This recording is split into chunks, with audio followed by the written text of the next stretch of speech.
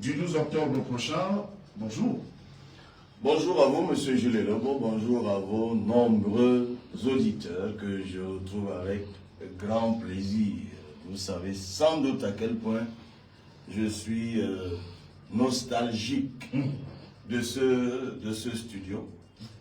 Que de débats ai-je fait. D'ailleurs, c'est bizarre. Je suis assis ici, mais généralement, j'étais assis soit là, et je revois très bien les positions. Voilà, Seriko Orangini, le professeur Messanganyanding, d'Abdoulaye Ado, père à son âme. Et là, je n'évoque que les interlocuteurs, et j'en oublie, d'ailleurs, que je rencontrais dans les débats de foot. Ça allait très vite. Ça allait très vite ici. C'est avec beaucoup de plaisir que je reviens là ce matin. Alors, toujours parti pour rencontrer les militants, les sympathisants du parti, sans oublier les réunions qui se succèdent. J'imagine que c'est des nuits longues. Vous avez perdu le sommeil, c'est ça? C'est pas qu'on perd le sommeil parce que, bon, en français courant, perdre le sommeil, c'est être sous stress, voilà, c'est faire face à une situation inextricable. Ce n'est pas exactement cela. Donc, perdre le sommeil ici, c'est vraiment peut-être au premier degré, quoi, au sens propre. C'est-à-dire que lorsqu'on s'assigne à soi-même une discipline de travail, évidemment, le premier sacrifice que l'on fait, mais cela vaut pour la politique ou toute autre chose, hein, même pour cette émission que vous préparez, ben, vous devez certainement écouter votre temps de sommeil. Enfin, la vie, elle est faite comme ça. Mais de toute façon, nous, ce sommeil, nous ne le perdons pas à la veille d'une élection.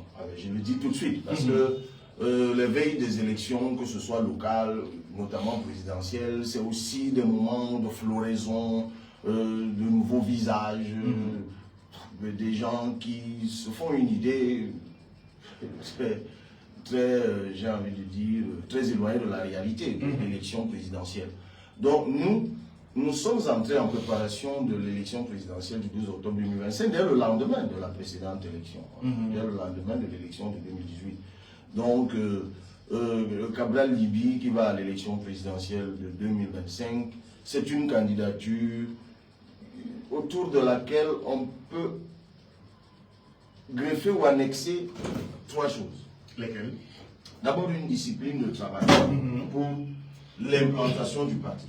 Parce qu'en 2018, nous y sommes allés avec un autre parti politique. Nous avons dû reprendre, après la séparation avec celui-là, nous avons dû reprendre notre en 2019, le 11 mai 2019, c'était à Kidigis. Et nous étions conscients de ce que ce parti politique-là, que nous avons repris, devait relever le défi de son implantation, de son maillage, et même de son acceptation et de sa familiarisation par les citoyens, par l'électorat. Donc nous nous sommes battus pour que ce parti essaie de rattraper le retard, à tout cas vis-à-vis des vieilles formations politiques qui sont là depuis 20, 30, voire 40 ans, ou plus d'ailleurs.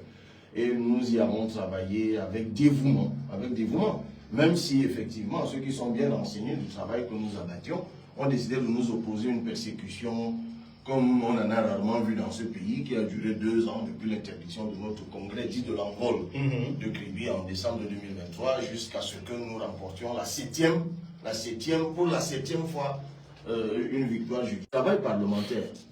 Au moment où nous allions à l'Assemblée nationale, nous avons, bien que conscients, c'est une lapalissade, nous n'avons que 5 députés sur 180. Donc, nous nous sommes donnés pour mission de nous épuiser au travail. Même si nous ne sommes que 5, si le peuple ne nous a mandaté qu'à 5 là-bas, nous nous sommes dit nous allons représenter valablement le peuple camerounais. Donc, je peux vous dire qu'à l'Assemblée nationale... et vous avez le sentiment que ce travail a été fait? Je ne compte même plus le nombre de questions orales ou écrites que nous 5 nous avons introduites. Lorsqu'il y a eu détournement des fonds Covid, qui a introduit la proposition d'enquête parlementaire, qui a crié au scandale, lorsqu'il y a eu justement le scandale foncier qui est monté au créneau à l'Assemblée nationale, lorsqu'il y a eu exaspération à cause de la violation du règlement intérieur de l'Assemblée, qui est encore monté au créneau, au point d'ailleurs que ça a dû... Mais au-delà de monter au créneau, il y a quand même une oreille attentive à toutes ces dénonciations que vous faites. Oui, mais bien sûr. Mais je n'avais même pas fini d'énumérer, parce que lorsqu'il y a eu OTS, qui est monté au créneau à l'Assemblée nationale? C'est encore nous. Lorsqu'il y a eu des tournements massifs des infrastructures sportives relativement à la CAN, qui est monté au créneau, c'est encore nous. Donc nous avons dû introduire dans l'Assemblée nationale pratiquement une quinzaine de propositions de résolution d'enquête parlementaire. Je dis une quinzaine, mais vous parlez là d'oreille attentive. Hélas, en tout cas, les enquêtes parlementaires n'ont pas véritablement prospéré. Je vais même vous étonner en vous disant que à l'Assemblée nationale, lorsque vous introduisez une proposition d'enquête parlementaire, il faut savoir que son cheminement est exactement comme le cheminement d'une proposition de loi. C'est-à-dire, vous l'introduisez, c'est auprès du président de l'Assemblée nationale, qui va envoyer ça à la réunion, ce qu'on appelle la conférence des présidents, c'est-à-dire la réunion qui rassemble les membres du bureau et le président des groupes parlementaires, qui vont décider si oui ou non ce texte doit aller à la commission dédiée, puis ça vient en plénière. Sauf que dans notre cas, nos propositions de résolution d'enquête parlementaire ne sont même jamais sorties du bureau du président de l'Assemblée nationale, Dieu seul sait où elles se trouvent. Mais qu'à cela ne tienne, nous avons continué notre bataille. Il y a des victoires que nous avons remportées, pour certaines même retentissantes. Quelque chose dont on ne parle plus aujourd'hui. Lorsque nous sommes montés au créneau sur la forêt des Bons, lorsqu'on avait orchestré le pillage de la forêt des Bons au détriment des populations du Nkam, du Yingi plus précisément, nous sommes montés au créneau. À ce moment, la voix a été entendue. Quelques jours après, nous avons appris que le président de la République avait interdit cela. Nous avons obtenu d'autres victoires retentissantes, par exemple les amendements de la loi de finances. Pour ceux qui ont l'expérience parlementaire, ils savent que bouger une virgule de la loi de finances au Cameroun relève carrément du miracle. Et nous avons réussi à le faire. Nous avons obtenu près d'une dizaine d'amendements, en fait, si on le prend de façon cumulée, des lois de finances, au point d'ailleurs qu'un haut responsable du ministère des Finances n'a pas résisté à l'envie de me demander mais avec quel cabinet vous travaillez au point de décrypter autant des lois de finances que nous vous donnons que 2 jours avant, au mépris d'ailleurs de la loi. C'est-à-dire, alors que nous devons recevoir ces documents, pour certains, avant le début de la session budgétaire, ils s'arrangent à vous les donner à chaque fois, vers la fin de la session budgétaire et 2 jours avant. C'est-à-dire que mécaniquement même, vous n'avez même pas la possibilité d'introduire des amendements, parce que là encore, c'est les subtilités du travail parlementaire. Lorsque on dépose une loi, qu'on vous la donne, vous les députés, vous devez déposer vos propositions d'amendement, enfin, vos amendements avant que la loi en question n'aille à la commission dédiée.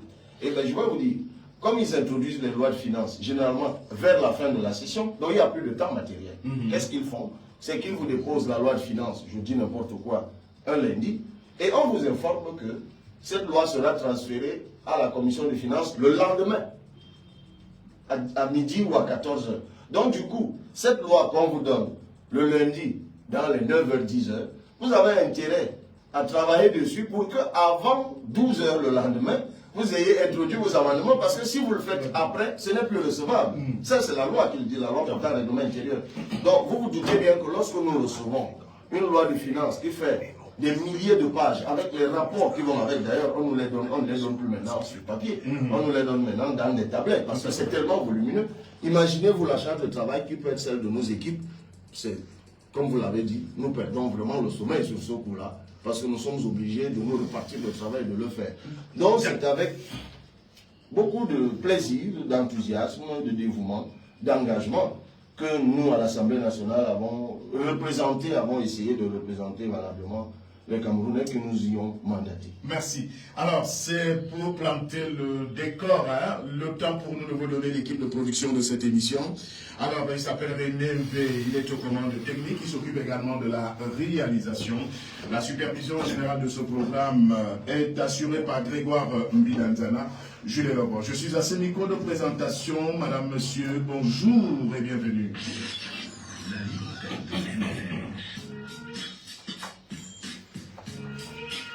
Une nouvelle forme de liberté sur votre radio FM.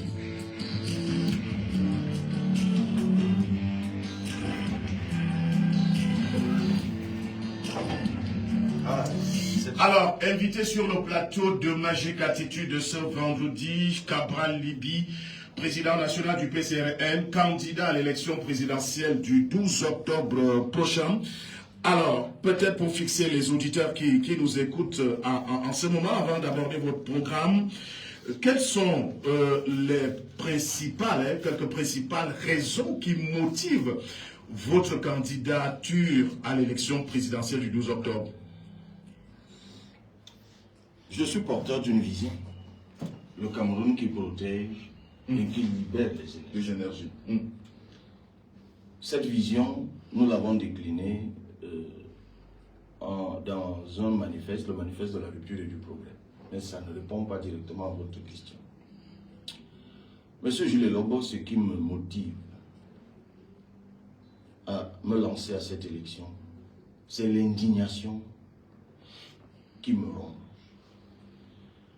Qu'est devenu le Cameroun en fait aujourd'hui? Vraiment, à l'entame de cette émission, parlons sincèrement.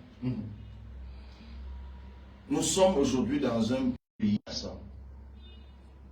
C'est-à-dire que tous ceux qui sont en train de nous écouter maintenant savent très bien que nous vivons dans un pays où les gens se sentent comme abandonnés à eux-mêmes.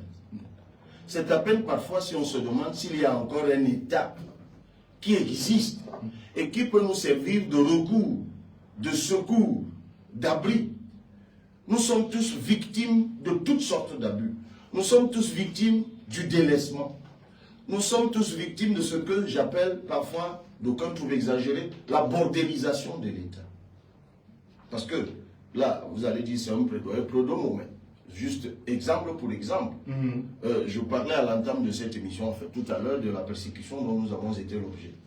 Figurez-vous que dans ce pays, la loi, vraiment pour ne prendre que cet exemple-là qui touche les CRN, que la loi, je dis bien la loi, octroie à tous les partis politiques qui ont des élus un financement annuel. Et parce que nous avons remporté des victoires judiciaires et que ça n'a pas plu à un ministre, il décide que comme c'est lui qui est le ministre dont le portefeuille contient la gestion des partis politiques, ou en tout cas la régulation des partis politiques, il dit, ceux-là n'auront pas un COPEC. C'est juste un exemple que je prends. Mais ça, c'est aérien. C'est même aucun financement. Pas un COPEC. Il le dit à qui veut l'entendre, et il n'y a rien. Et rien ne lui arrive. Il viole la loi comme il veut. Eh bien, il l'assume. Et il vous dit que je ne donne rien. C'est-à-dire qu'il s'approprie l'État. C'est-à-dire que ce que la loi donne aux citoyens, donne à une organisation institutionnelle comme un parti politique, lui, il décide qu'il ne donne pas. Mais écoutez, combien de Camerounais aujourd'hui sont abusés et qui cherchent le secours de l'État au niveau de la police, au niveau de la gendarmerie, au niveau de la justice, mais ne trouvent pas le secours de l'État. Combien de familles aujourd'hui n'ont pas à manger, ne peuvent pas nourrir leur famille? Combien de familles aujourd'hui, combien de citoyens ne peuvent pas se soigner? C'est-à-dire que vous arrivez en détresse médicale dans un hôpital. Tout ce que vous demandez, c'est qu'on vous soigne, que votre pays écoute votre détresse. Combien désespérément attendent la main tendue de l'État et ne la reçoivent jamais? Mais oui, mais parce qu'il y a un groupuscule de personnes qui ont pris cet État en otage. La crise anglophone, elle peut toujours continuer. Elle peut toujours battre son plein. Tant qu'il y a un groupuscule qui s'y enrichit. Mais monsieur Jules Lobo, regardez les routes. Vraiment, allons, je dis encore, parlons sincèrement. Les routes sur lesquelles nous devons emprunter, que ce soit à pied, que ce soit en moto, que ce soit en voiture, dans les taxis ou des voitures personnelles. Dans quel état se trouvent ces routes? Nous sommes dans un pays où on se demande des fois s'il y a encore des gens qui s'occupent de nous. Donc, je peux continuer à égrener comme ça nos misères quotidiennes, nos souffrances quotidiennes. Et moi, je m'en indigne. Et c'est cette indignation qui me pousse à me lancer. Pas aujourd'hui. C'était déjà le cas. En 2018. J'évoquais nos souvenirs communs dans ce studio. Comment je me suis illustré dans ce studio à cette époque? Il y a plus de 10 ans maintenant. Mais c'est parce que je m'en indignais déjà. Lorsqu'il y avait injustice, lorsqu'il y avait abus dans le football, alors que je ne suis ni footballeur ni rien, je volais au secours de ceux qui étaient abusés et je me retrouvais ici parfois à les représenter. Vous savez, je vais vous dire, anecdote pour anecdote. Un jour, je suis dans ce studio, ça vous ne le savez pas. Je suis dans ce studio et un jour, je défends objectivement la position du Comité national olympique et sportif du Cameroun, ici dans ce studio. Je ne connaissais personne là-bas. Et ils avaient pris une décision, et j'ai salué cette décision ici, dans ce studio. Et lorsque je sors de ce studio où je me trouve aujourd'hui, je reçois un coup de fil de quelqu'un qui me dit, il n'est même plus de ce monde, il était secrétaire général au Comité national olympique. Il me dit, il faut venir, le patron veut vous voir. Et j'y vais. Il me dit, mais monsieur Libye, c'est bizarre. Dans ce pays, généralement, les gens, pour qu'ils prennent objectivement position, ils demandent à être soudoyés, ils demandent à être payés, ils demandent à être motivés. Vous, j'ai suivi l'émission. Vous avez défendu la position que nous avons prise et c'était documenté, c'était illustré, donc vous avez pris la peine d'étudier le dossier. Qu'est-ce qui vous a motivé? J'ai dit, mais personne. Ce qui me motive, c'est la justice, c'est la droiture. Il me dit, c'est l'équité. Il me dit, monsieur Libye, est-ce que je peux vous remercier pour cela? Je dis, d'accord. Il me dit, je vous offre une bourse pour aller faire un master en droit du sport à Péloponnèse en Grèce. J'ai des offres de bourse et je vous en offre une. Allez voir tel responsable et vous faites les formalités et les diligences nécessaires. Et bien j'y suis allé, j'ai fait toutes les formalités, j'ai rendu grâce à Dieu. À l'époque, je venais juste de faire mon master 2, donc ça me faisait un autre master avec des perspectives et autres. C'était un master en droit et management du sport. Je l'ai fait. Et on attendait, tout était fait, toutes les diligences ont été faites, toutes les formalités, donc on attendait juste la rentrée pour que j'aille en Grèce. Et puis paf, la chambre de conciliation et d'arbitrage rend une fausse décision. Comme ils savent le faire là-bas, ou ils savaient le faire, je ne sais plus ce qu'il en est maintenant. Je reviens dans ce studio, j'ai dit, vous ne pouvez plus vous rappeler. J'ai dit vraiment, il y a quelque temps, je me suis empressé de féliciter les gens pour le bon travail qu'ils avaient fait. Maintenant, je crois que je me suis trompé. Ces gens ne méritent pas qu'on les applaudisse. Dès que je suis sorti de ce studio, un autre coup de fil. La même personne. Il faut venir, monsieur Libye. J'arrive. Le boss est très remonté contre vous. Il vient de suivre l'émission. Comment osez-vous vous attaquer à nous? Il dit, mais je ne comprends pas. Vous avez rendu une décision ridicule. Je ne peux pas accepter ça. Il dit, mais monsieur Libye, qu'est-ce que vous voulez pour votre vie? On vous a donné une bourse pour aller à Péloponnèse. Et vous, au lieu que vous nous défendiez, vous allez tenir le propos que vous tenez. Et bien je leur dis, mais déjà, avant que vous me donniez votre bourse, je vous avais défendu. Alors si vous m'avez donné votre bourse pour que je dise tout et n'importe quoi, je sors de ce bureau et vous ne me reverrez plus jamais. Ni de vous, ni de votre bourse. Je n'en veux plus.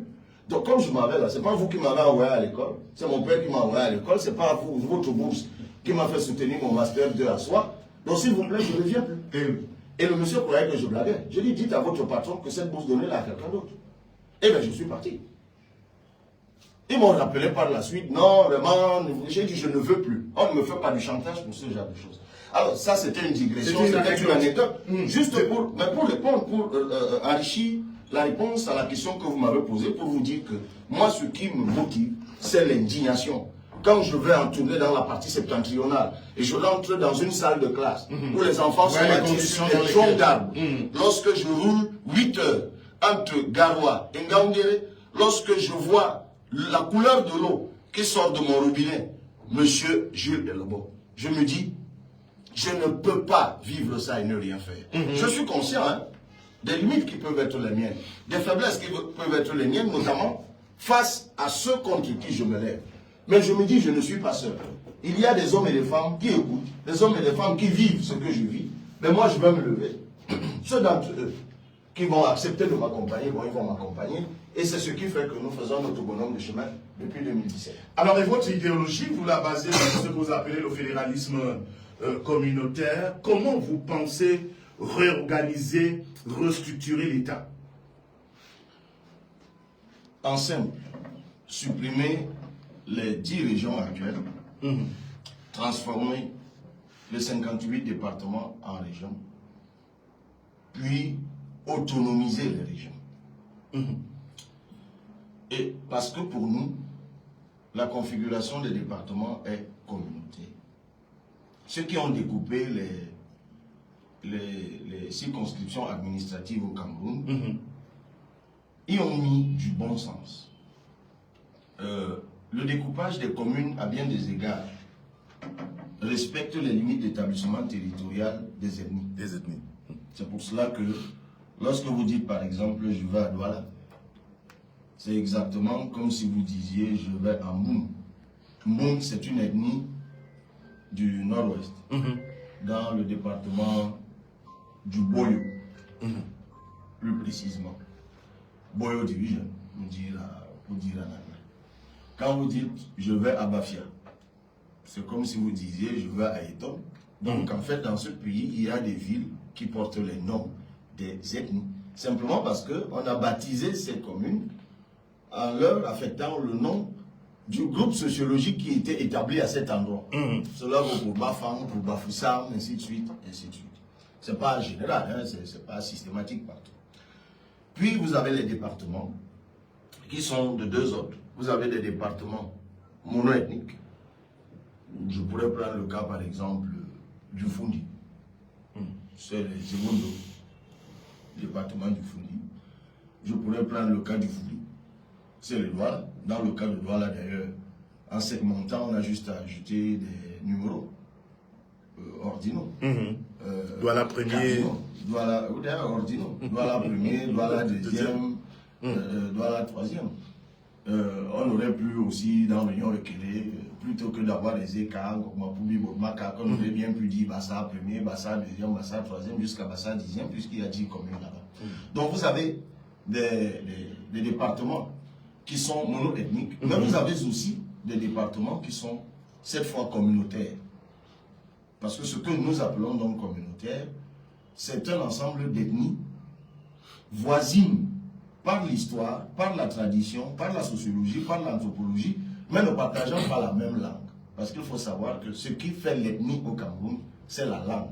C'est-à-dire que si vous êtes Bangsois, si vous dites, si on vous demande vous êtes quoi, et vous répondez je suis Bangsois, c'est que vous parlez le Bangsois. Donc le nom de l'ethnie, c'est le nom de la langue que parlent les ressortissants de cette ethnie. Et c'est pour ça que je vous dis qu'il y a donc des départements au Cameroun qui, eux, ne sont pas monoethniques, sont pluriethniques, mais sont communautaires dans la mesure où les ethnies qui y sont affinitaires. Je pourrais vous prendre le cas de la Sanaga maritime, par exemple, où vous avez les Bassa, les Babimbi, les Bassor, les Malimba, les Bakoko. Ce n'est pas la même langue, je le sais trop bien, puisque je suis proche de ce groupe sociologique, mais tous ont une conscience de destinée commune parce qu'ils sortent de Ngokli-Touba, ce qui en fait dans la communauté avec trait d'union, Bassan pour Bati, par exemple. Lorsque vous dites « je suis Bamileke », il n'y a pas de langue Bamileke. Personne au monde ne parle la langue Bamileke, tout simplement parce qu'elle n'existe pas. Mais le mot Bamileke désigne donc une communauté. Lorsque vous dites « je suis Beti » ou Ekan, ben, la langue Ekan, ça n'existe nulle part. La langue Beti, ça n'existe nulle part. Donc, ça désigne une communauté. C'est pour cela que nous disons, nous...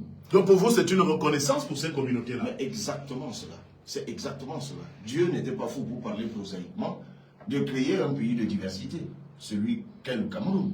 C'est pour cela qu'on nous appelle l'Afrique en miniature. Donc, nous effaçons les 10 régions actuelles qui, de notre point de vue, à bien des égards, sont plutôt fantaisistes et obéissent davantage à ce que les politologues appellent le gerrymandering, c'est-à-dire on fait des découpages selon des calculs politiques. En restant donc avec la commune et les départements, comme je vous le disais tout à l'heure, on transforme donc chaque département du Cameroun en région. Ça va donc donner 58 régions. Mais c'est inutilement pléthorique. Pourquoi inutilement pléthorique? Parce que vous allez vous retrouver avec des régions voisines, dont des départements voisins actuels, que vous pouvez très bien mélanger, sans qu'il n'y ait de tremblement de terre. Et on peut prendre des exemples dans chaque région du Cameroun. Vous aurez par exemple la région du Noun. Elle va rester comme elle est. La région du Noun actuelle. Fongoulou, qui sera, je vous donne là juste 2 exemples. Oui, allez-y. La région Fongoulou, qui elle sera Villa et Djaïlo. Et il n'y aura pas de tremblement de terre. Je vais vous prendre la région Toupouri-Giziga, qui sera elle le fruit de l'agglomération du Mayo-Kani et du maillot d'Anaï. J'ai fait exprès de vous prendre un exemple à l'extrême sud, un exemple à l'extrême nord. Et je peux vous prendre aussi le cas de la région Bamileke, qui va être reconstituée grâce à l'agglomération simplement des autres départements qu'il y a à la région de l'Ouest, en dehors de ce qui deviendra alors la région du Nord. Et tout cela, on a fait la simulation, vous donne un total de 25 régions. Et en ce moment, donc, vous avez réglé un premier problème et de façon définitive, vous avez réglé la crise anglophone. Parce qu'à partir de ce moment-là, vous n'aurez plus de régions anglophones, vous n'aurez plus de régions francophones. Parce qu'en reconstituant par exemple la région Sawa, vous allez vous retrouver avec une partie de personnes, de personnes, de citoyens du sud du littoral et du sud-ouest, par exemple. Mais ce qui sera mis en avant à ce moment-là, ce ne sera plus la langue qu'ils parlent, la langue officielle, mais leurs origines en lesquelles ils se retrouvent, leurs origines communautaires. Mais en plus de cela, nous allons simplement systématiser l'apprentissage du français et de l'anglais, l'apprentissage concomitant. Nous allons systématiser l'apprentissage concomitant, simultané.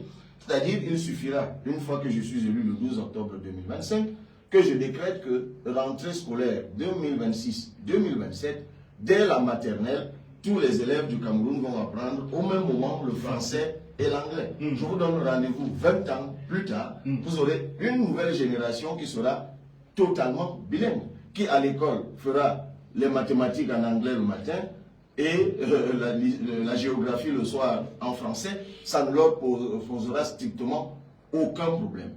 Mais il y a un enjeu économique derrière et puis un enjeu de paix. L'enjeu économique, c'est quoi?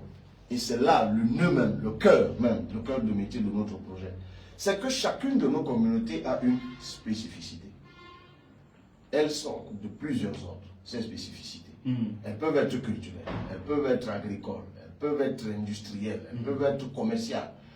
Chacune de nos communautés a un savoir-faire. Chacune de nos communautés a une maîtrise de quelque chose. Chacune de nos communautés, selon son lieu de situation géographique, selon ses réalités écologiques, a quelque chose qui demande à être développé, qui demande à être optimisé.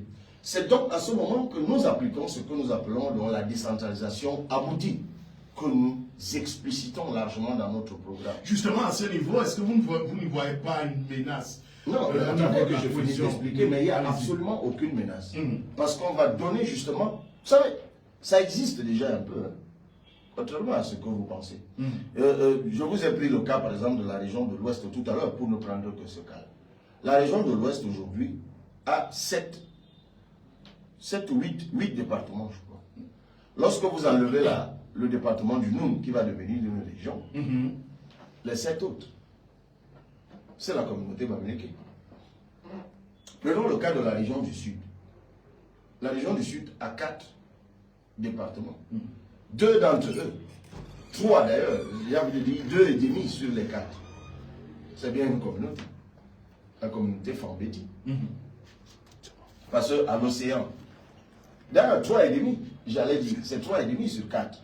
Parce que vous n'avez qu'à l'océan où vous avez une sorte d'agglomérat, parce que vous avez les Batanga, qui sont le prolongement des Sawa, qui vont se retrouver Fifinda, Kribi, puis vous avez à Lolodorf les Ewondo, qui, lorsque vous prenez la carte du Cameroun, quand vous allez là-bas, comment ça s'appelle encore, le village d'origine de Madjaserik, l'arrondissement d'origine de Madjaserik, Mvengue, justement. Vous verrez que Mvengue est en réalité dans une forme de confluence avec la Mofoué Akona, et le Nyon-Eso, et le Nyon-Ekele, par exemple. Bipindi, qui est simplement le prolongement en fait de la Sanaga maritime, où vous trouvez des communautés Bassa. Donc, on y est même déjà. Et c'est là l'enjeu économique que je voulais vous présenter. C'est que les peuples de l'eau, les peuples de la forêt, les peuples de la savane, ainsi de suite, ont un savoir-faire d'ordre agricole, d'ordre commercial, d'ordre pharmaceutique. J'aime toujours prendre le cas du Covid, qui a révélé le savoir-faire pharmaceutique de nos différentes communautés. Vous savez très bien que selon que vous alliez d'une partie du pays à une autre, chacune de nos communautés avait ses recettes médicales contre le Covid. Ce qui nous a tous sauvés, vous n'imaginez pas Si on faisait un investissement là-dessus, ce que serait l'industrie pharmaceutique du Cameroun aujourd'hui rivaliserait naturellement avec celle de l'Inde ou de la Chine, par exemple. Puis vous avez donc l'enjeu d'intégration nationale qui est en rapport avec la crainte souvent agitée que vous avez évoquée tout à l'heure. En fait, dans ce pays, nous ne sommes pas intégrés, contrairement au bavardage politique. Nous vivons en cohabitation et même, en quelque sorte, nous sommes tout le temps dans le soupçon. Regardez les alternymes de rejet qui existent. Les alternymes, ça peut faire un gros mot, c'est-à-dire les noms alternatifs, mais les noms alternatifs de rejet. Les bosniaques. Quand vous entendez quelqu'un dire ça, c'est un bosniaque. C'est déjà une façon de le rejeter. Ça, c'est un blobo-lobo. C'est une façon de le rejeter. Ça, c'est un gadamayo. Il est de l'autre côté du maillot. Ça, c'est un malibi. C'est une façon de rejeter. Et nous avons comme ça plein d'alternymes de rejet qui sont rampants dans notre quotidien et qui érigent des barrières étanches, invisibles certes, mais étanches entre nous. Parlons des stigmatisations péjorées qu'il y a dans notre environnement et auxquelles nous sommes devenus très coutumiers et qui pourtant nous mettent en cohabitation mais pas en intégration. Les Bassas sont sorciers et ça c'est sûr de tout le monde. Si vous dites qu'est-ce qui distingue les Bassas, on vous dit ah c'est les sorciers lanceurs de maisons, mais c'est sûr. Si vous dites le Bamoun, serpent à deux têtes, personne ne cherche à savoir quelle est la mythologie réelle qu'il y a derrière le serpent à deux têtes, notamment avec la traversée du fleuve, au moment où les Tikars partaient d'un côté pour l'autre. Si vous dites le Bamileke, on vous dit le Bamileke, arracheur de terrain, calculateur. Si vous dites le Sawa, il est vantard, paresseux, le Béti, tiens, il est soulard, bon à rien, ainsi de suite, ainsi de suite. Mais non, regardez comment nous nous connaissons. Moi, je fais toujours l'exercice au sein même du PCRR. Je dis à un Ewondo, que sais-tu du tout pour lui? Ben rien du tout. À la rigueur, il vous dira qu'ils sont gardiens de nuit et ils viennent du Nord. Maintenant, vous ne pouvez pas réduire un peuple à ça. Mais en fait, vous n'en savez juste rien. Mais c'est parce que ce n'est pas de votre faute, monsieur Lobo, je ne dis pas vous personnellement, mais c'est parce qu'on ne vous l'a jamais appris, en fait. C'est pour cela qu'il faut que dans ce pays, l'intégration nationale commence par l'école, c'est-à-dire par des disciplines enseignées à l'école, où on vous dira en fait, voici ce qu'est le bafia, voici ce qu'est le wondo, voici pourquoi le bafia ne mange pas la tortue, par exemple. Je dis ça comme ça en passant. Ce sera donc une imprégnation commune de notre diversité, pour que le citoyen camerounais devienne, pour qu'il reflète donc la spécificité camerounaise. Parce que lorsqu'on dit c'est quoi la spécificité du Cameroun, c'est la diversité. Mais cette spécificité ne peut être réelle que si nous en sommes tous en tant que citoyens le reflet. Mais il faut que nous soyons éduqués à ça. Donc dans ce cas, je vous dis, on va plutôt mettre les gens ensemble. C'est pour cela donc que nous parlons du fédéralisme communautaire. Permettez-moi d'achever là-dessus. Oui, allez-y rapidement. Le mot fédéralisme, comme tous les mots qui se terminent en isme, sauf peut-être banditisme, ça renvoie à des doctrines. Mais encore que dans notre contexte, on pourrait penser que le banditisme est une doctrine quand on regarde comment nos gouvernants se comportent, passons vite. Donc, c'est des doctrines comme le socialisme, comme le communisme. Et le fédéralisme étant une doctrine, lorsqu'on l'applique à un pays, il prend la couleur du pays. Il s'adapte. C'est pour ça que le fédéralisme américain n'est pas le fédéralisme libanais qui est religieux, c'est pas le fédéralisme éthiopien qui est ethnique, c'est pas le fédéralisme sud-africain ou belge ou espagnol qui eux, ou allemand ou suisse, qui sont des fédéralismes communautaires. Parce que contrairement, et ça va vous faire sourire, contrairement à ce que les gens peuvent penser, j'ai l'humilité de vous dire que je n'ai rien inventé. Parce que si vous allez dans un pays comme la Belgique, vous irez à Bruxelles, capitale, visiter le Parlement communautaire belge. Donc, fédérer, M. Gilles Lobo n'a jamais voulu dire diviser. Fédérer, en français facile, veut toujours dire unir, mettre ensemble. Donc, le fédéralisme des communautés vise à faire en sorte, comme je viens de l'expliquer, que nous vivions ensemble. Donc, ça ne va pas diviser. Et maintenant, moi, je voudrais qu'on me dise, lorsque les Kotoko et les Arabes choix s'entretuent dans le logo Nechali, comme ça a été le cas il y a quelques années, c'est le fédéralisme communautaire? Ben évidemment non. Lorsque les Baya et les Peuls s'entretuent dans le Mbéré, des villages entiers sont décimés, comme ça a été le cas par le passé, est-ce que c'est le fédéralisme communautaire? Évidemment non. Et je finis donc par ce détail qui a trait à l'élection présidentielle. Pourquoi, M. Gilles Lobo, pensez-vous que l'élection présidentielle est aussi devenue un moment, mais les gens ne veulent pas l'assumer, pendant lequel les communautés s'organisent pour essayer de positionner l'un d'entre eux au pouvoir. Pourquoi? C'est à cause du centralisme. Parce que les gens ont fini par se dire qu'ils n'auront droit au soleil que si un des leurs est au pouvoir. Alors qu'avec le fédéralisme des communautés, le pouvoir ne sera plus perché à étudier. Pour que les gens continuent à s'entretuer, pour que les leurs y arrivent. Le pouvoir sera ramené au niveau de la communauté. Si vous avez la région du Fundi, mais c'est un ressortissant du Fundi qui en sera le président de région et qui va gérer les problèmes des ressortissants du Fundi. C'est pour ça qu'un pays comme les États-Unis, un père et son fils peuvent être présidents, un époux et son épouse peuvent être présidents, sans que cela ne dérange les gens. Parce qu'au Cameroun, c'est pas possible. C'est pas possible, ça va être vécu comme un scandale. Parce que justement, les gens voient le pouvoir central comme un espace où chacune des communautés doit faire passer à son tour pour le bien de sa communauté. Alors que dans des pays de décentralisation, de fédéralisme comme les États-Unis, parce que le pouvoir est à la base, parce qu'au niveau des États fédérés, le pouvoir est ramené là-bas et que le quotidien des gens y est géré, en fait, le pouvoir central n'est pas une préoccupation fondamentale pour les gens et c'est cette rupture que nous voulons apporter. Alors, dans ce fédéralisme communautaire, vous annoncez ou vous prévoyez en tout cas un statut particulier pour les villes de Yaoundé et de Douala. Vous parlez de la création des régions capitales pour ces deux villes. Ben oui. Pourquoi? Parce que ce sont des capitales. Et ça, il faut qu'il en reste ainsi. Voilà. En fait, c'est des capitales régionales. Il faut qu'on se comprenne très bien. Je vous ai dit tout à l'heure que nous allons transformer les départements en régions. Douala est un département. C'est le département du Vouli qui va simplement devenir la région du Vouli. Yaoundé, c'est le département du Fundi qui va simplement devenir la région du Fundi.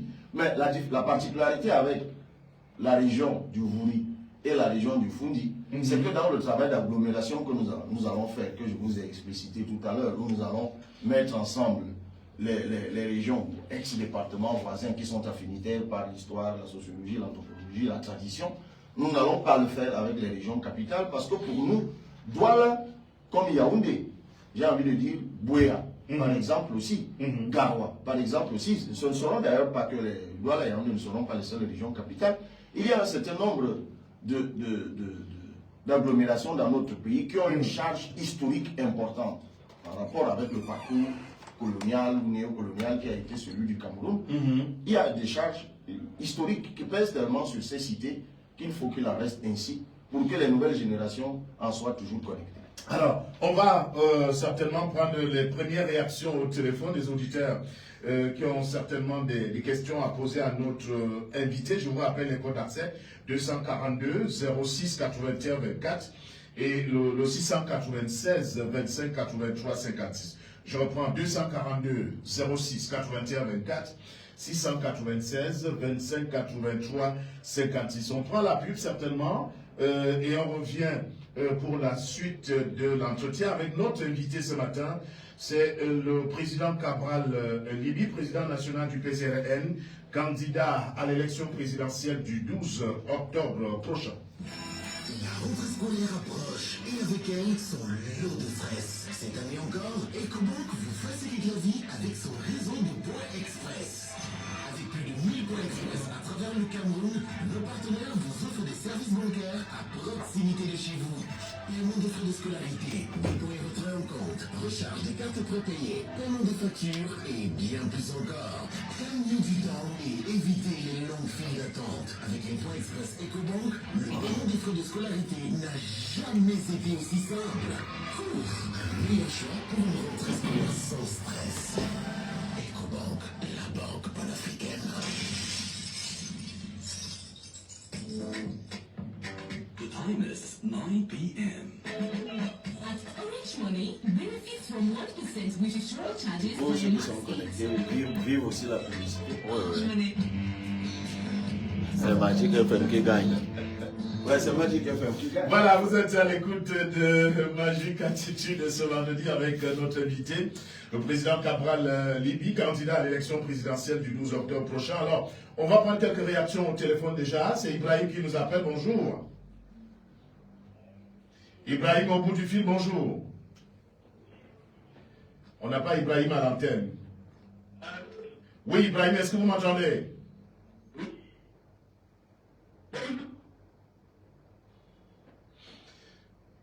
Quelques soucis pour avoir Ibrahim. Ibrahim, est-ce que vous m'entendez? Oui, allez-y, Ibrahim.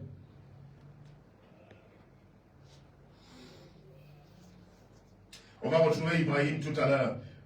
Certainement quelques soucis techniques pour avoir Ibrahim, qui est pourtant au bout du fil. Je rappelle les codes d'accès 242 06 81 24 et le 696 25 83 56. Ce sont les codes d'accès sur cette antenne ce matin. Alors, Président Cabral Libye, sur le programme que vous proposez aux Camerounais, je voudrais peut-être avec vous aborder le point sur la protection sociale. C'est un point important. Vous parlez d'une assurance maladie obligatoire pour tous les Camerounais. Et là-dedans, vous parlez d'un prélèvement à la source pour les salariés, des cotisations journalisées pour les indépendants et autres. Alors, comment vous comptez organiser cela pour permettre aux Camerounais d'être assurés, d'avoir une assurance maladie? Alors, il y a un certain nombre de services que nous appelons les services administrés, qui sont primordialement et prioritairement à la charge de l'État. Je vous ai dit tout à l'heure que notre vision, c'est le Cameroun qui protège et qui libère les énergies. On a peut-être traversé tout à l'heure, on a parlé de la libération des énergies, notamment les énergies de nos régions, de nos communautés. Là, nous abordons la question de la protection. La protection contre la maladie. Vous savez, il y a un certain nombre de services dont personne n'imagine qu'ils pourraient être privatisés. Par exemple, la sécurité. La sécurité, tout le monde sait que ça relève du régalien. La justice, par exemple, ça relève du régalien. Vous n'avez jamais entendu parler de tribunaux privatisés. Mais il y a d'autres services administrés qui, même s'ils sont partiellement privatisés, doivent être principalement assurés par l'État. C'est ça l'État qui protège. Donc pour nous, la nourriture, la santé, pour ne prendre que ces deux cas, le logement, on va certainement en parler tout à l'heure aussi, pour nous, c'est comme la justice. Pour nous, c'est comme la santé. Enfin, la santé, c'est comme la justice, c'est comme la défense. C'est-à-dire que la même concentration et le même engagement avec lequel l'État assure notre défense, s'emploie à assurer notre défense, s'emploie à assurer le service de la justice, c'est exactement avec la même amplitude qu'il doit s'employer à assurer notre santé. Ce qui motive donc la proposition que nous formulons, celle de la Caisse nationale de sécurité santé, qui s'inscrit dans un faisceau de réformes. Mais la Caisse nationale de sécurité santé, en fait, qui s'inscrit dans ce que nous allons appeler au Cameroun le Fonds de protection sociale, c'est-à-dire le FPS, le Fonds de protection sociale.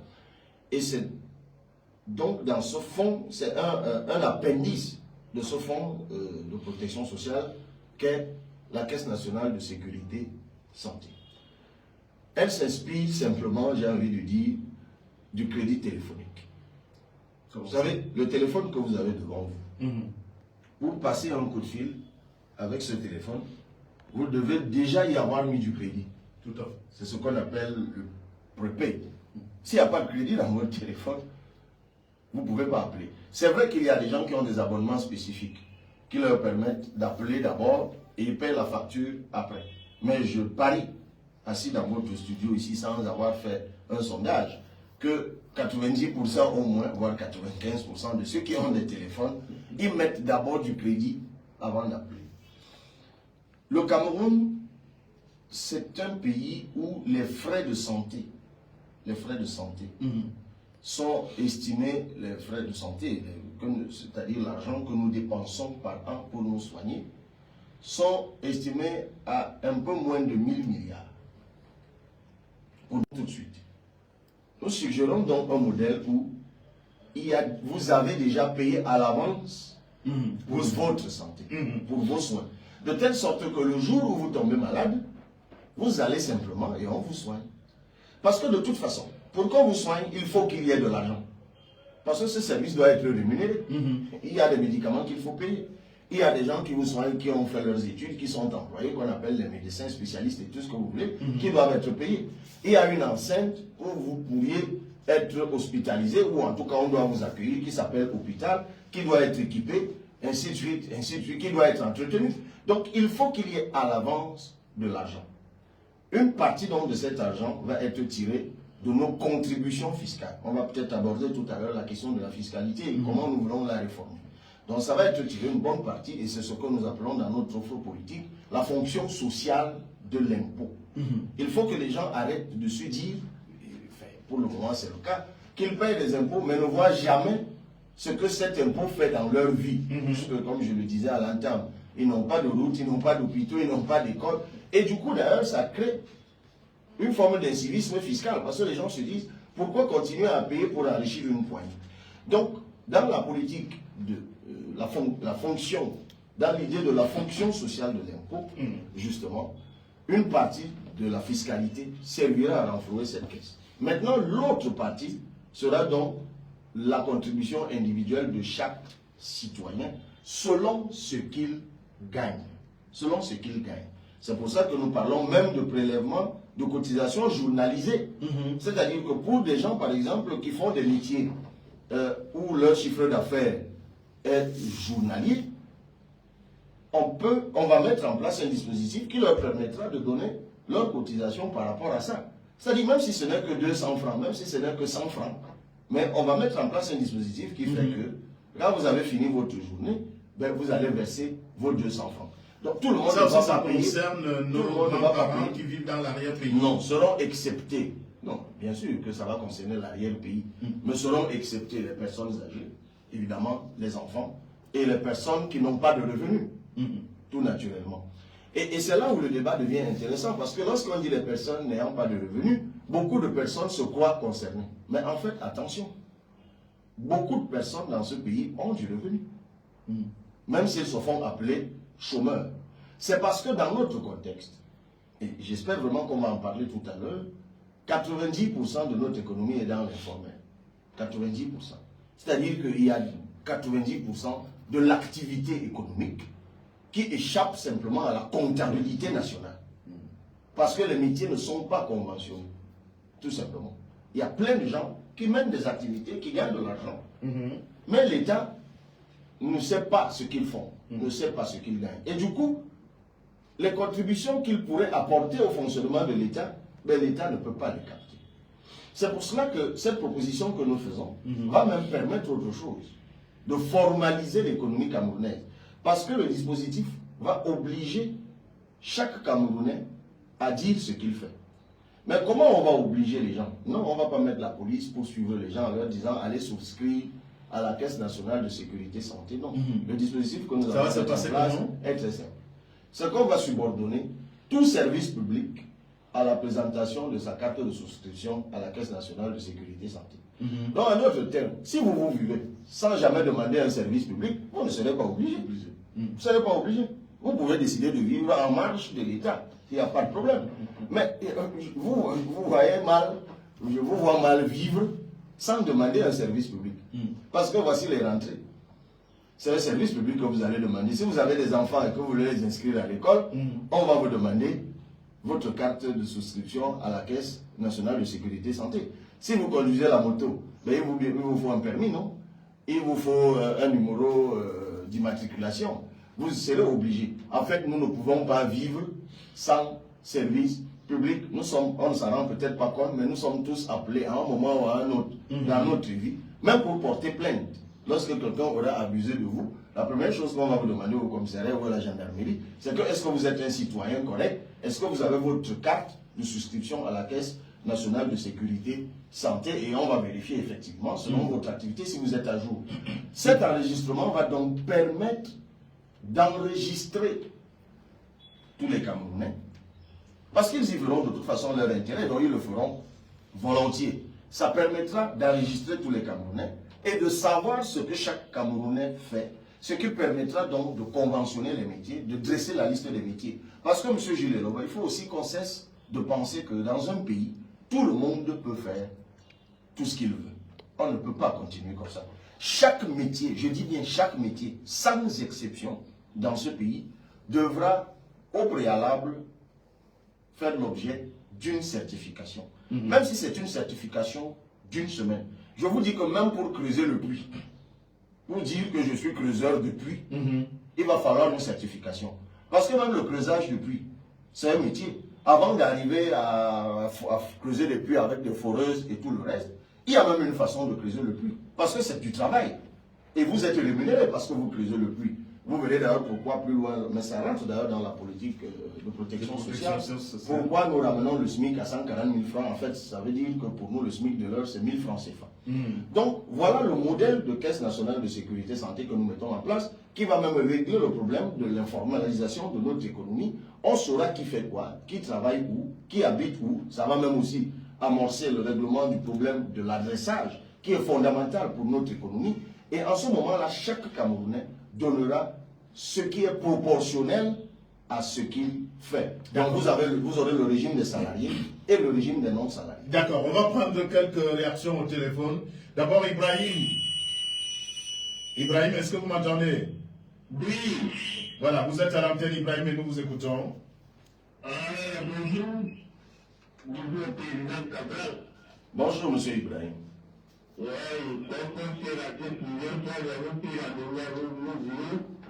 C'est vrai, c'est vrai, c'est vrai. Ça va, ça va. Moi particulièrement, j'ai beaucoup d'admiration pour vous ici. Merci. Merci, monsieur. Quand même, moi, ça fait longtemps. C'est vrai. C'est que beaucoup de Camerounais ne savent pas. Pour vous, dans ce niveau, vous avez toujours défendu la cause des pauvres. C'est vrai. Et la bonne cause en plus. Je peux dire quelque chose une fois à l'entame de cette émission où vous avez dit nous sommes tous victimes. C'est vrai, nous sommes tous victimes au Cameroun, chacun nous fait reconnaître. On soutient. Ceux qui pensent qu'ils ne sont pas vraiment dans le plan de cette tête. Au Cameroun, chacun peut se retrouver avec une justice quelque part. Quelque chose qui est mal fait. Mais est-ce que nous sommes tous conscients des Camerounais? Parce que quand on vous écoute, on sent quelque chose, on sent une journée. Quelqu'un qui a quelque chose à apporter au Cameroun. Et pour ça, moi j'ai aimé l'espace que vous dites. L'État qui nous protège et qui nous donne les énergies. Est-ce que dans notre conscience, nous qui essayons de comprendre quelque chose, est-ce qu'il comprend la profondeur de ce que vous voulez nous dire? Un État aujourd'hui qui ne siège pas. Depuis une semaine, moi, je suis là de l'hôpital. Je vois des choses inacceptables dans un pays. Je vous assure, depuis pratiquement 2 semaines. Quand vous tournez là dans ce milieu, vous comprenez la souffrance de l'homme Cameroun. Alors, Ibrahim, les énergies. Ibrahim, oui. Est-ce que vous avez des questions? Vraiment, alors, on a assez de temps. D'accord, posez, allez-y, posez vos questions. Les énergies, c'est quelque chose de très important parce qu'il y a des gens intelligents, comme vous là. C'est-à-dire des gens qui sont honnêtes comme vous, qui en face de toi, et qui ne peuvent pas accéder à des postes. Parce qu'on veut tirer, je n'ai pas quelques outils. Je ne voulais pas tirer au moins. Mais moi, ce que je voulais répondre, monsieur le Président, vous allez vous promettre le problème de la finance publique. L'argent de l'État qui est devenu comme l'arachide, comment on peut dire. Chacun tire, chacun fait de ça ce qu'il veut. Avec l'argent dans des poches des gens, l'argent se met dans des sacs bandeaux, dans des ministères. Est-ce que vous allez protéger ce qu'on appelle la finance publique de l'État? Et l'argent de l'État devient quelque chose qu'on ne voit pas n'importe où. D'accord. Merci pour votre intervention sur cette antenne. Nous avons un autre auditeur au bout du fil. On va le prendre. C'est M. Mali. Bonjour. Oui, bonjour, monsieur. Allez-y, monsieur Mani, nous vous écoutons. Merci. Je pense que je week-end. Je vais organiser très vite ce matin. Je vais s'associer pour le on lui souhaite beaucoup de courage de par sa façon de parler, de problème de vivre. Alors, je retrouve la question par rapport au Allez-y, posez vos questions.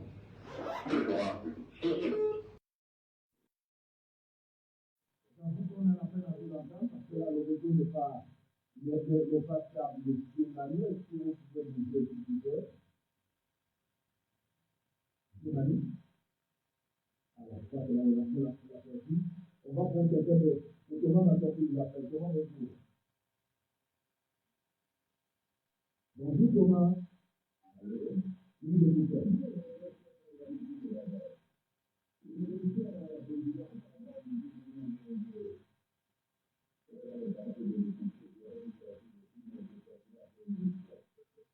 Bonjour, monsieur.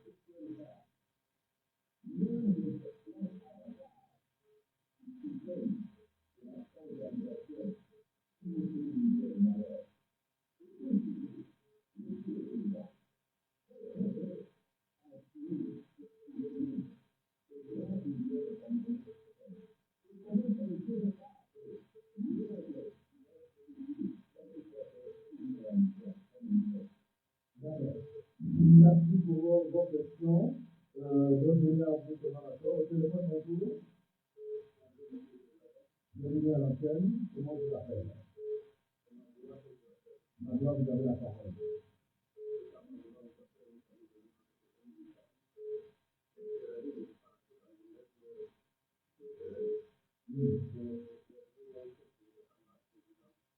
Bonjour, bonjour, ça va maintenant.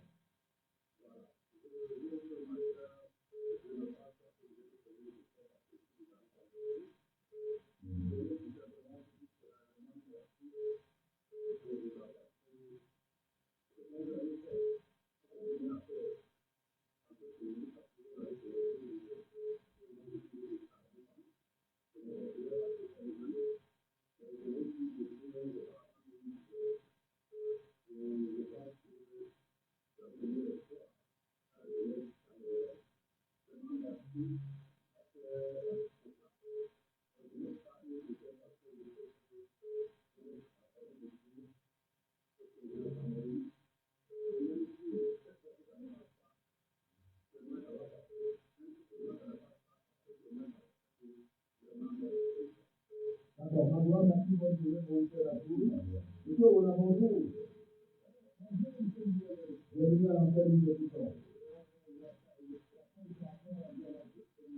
Allez-y, monsieur.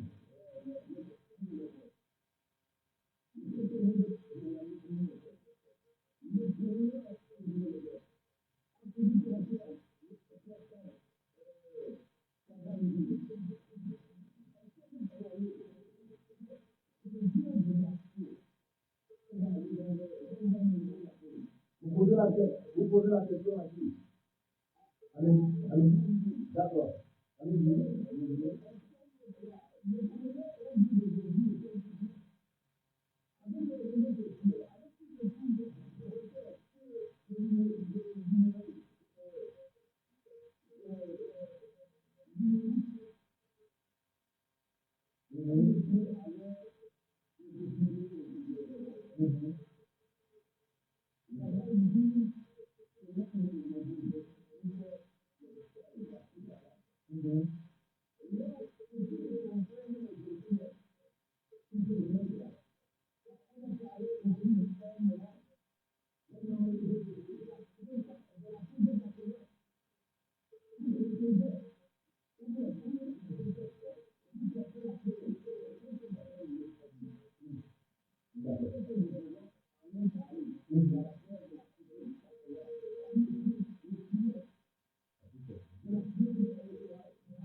Alors, monsieur, voilà, vous avez dit un article que vous avez fait carburant qui parle de quoi?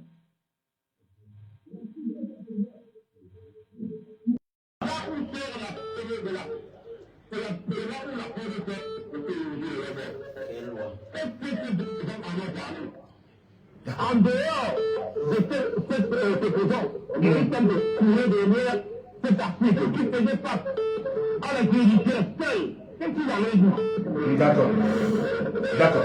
Merci pour votre intervention. Hein. On a enregistré votre préoccupation. Monsieur Owola, merci. Bon week-end à vous. Alors, retour en studio pour permettre au président Cabral Libye de répondre et de réagir aux préoccupations des uns et des autres. Bon, d'abord, je les remercie.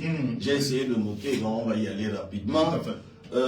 Merci encore Ibrahim pour les propos aimables, que ce soit Ibrahim, que ce soit Thomas Massok, que ce soit Magloire. Ibrahim a évoqué la question des finances publiques.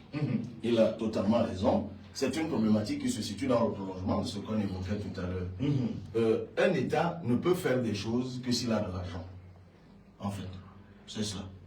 Et l'argent de l'État vient d'où, globalement?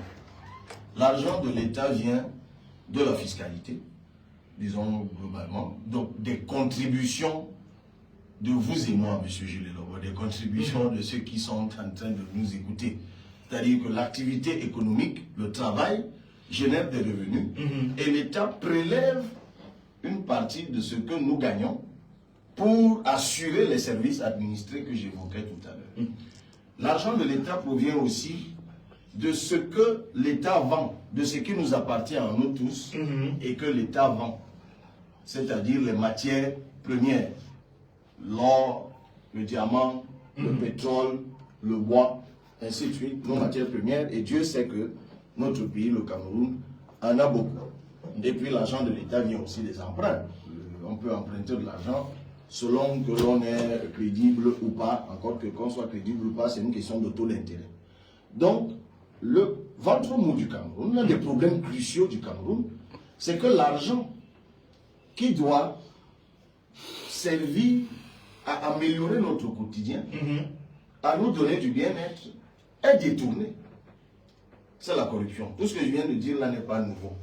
La question qu'Ibrahim me pose, c'est comment on va sécuriser l'argent de l'État. Pour sécuriser l'argent public, c'est un aspect de la question qu'on n'aborde pas toujours. Il faut améliorer le service public.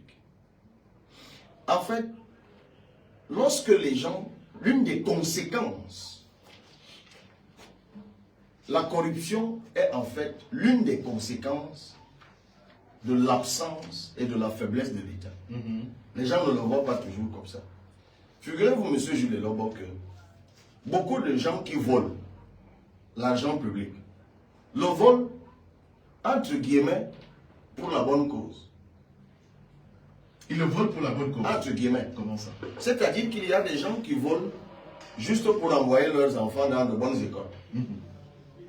Mais pourquoi ils sont obligés de voler pour envoyer leurs enfants dans de bonnes écoles? Parce que l'école publique est mauvaise. La rentrée est là. Mettez-vous à la sortie des classes et observez 2 élèves de l'école primaire. Juste à l'observation, vous saurez s'il vient du privé ou pas.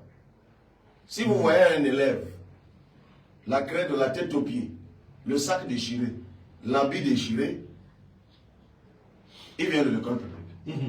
Vous voyez un enfant tout propre, le sac bien juché dans le dos, la gourde bien ajustée, bien coiffé, il sort de l'école publique.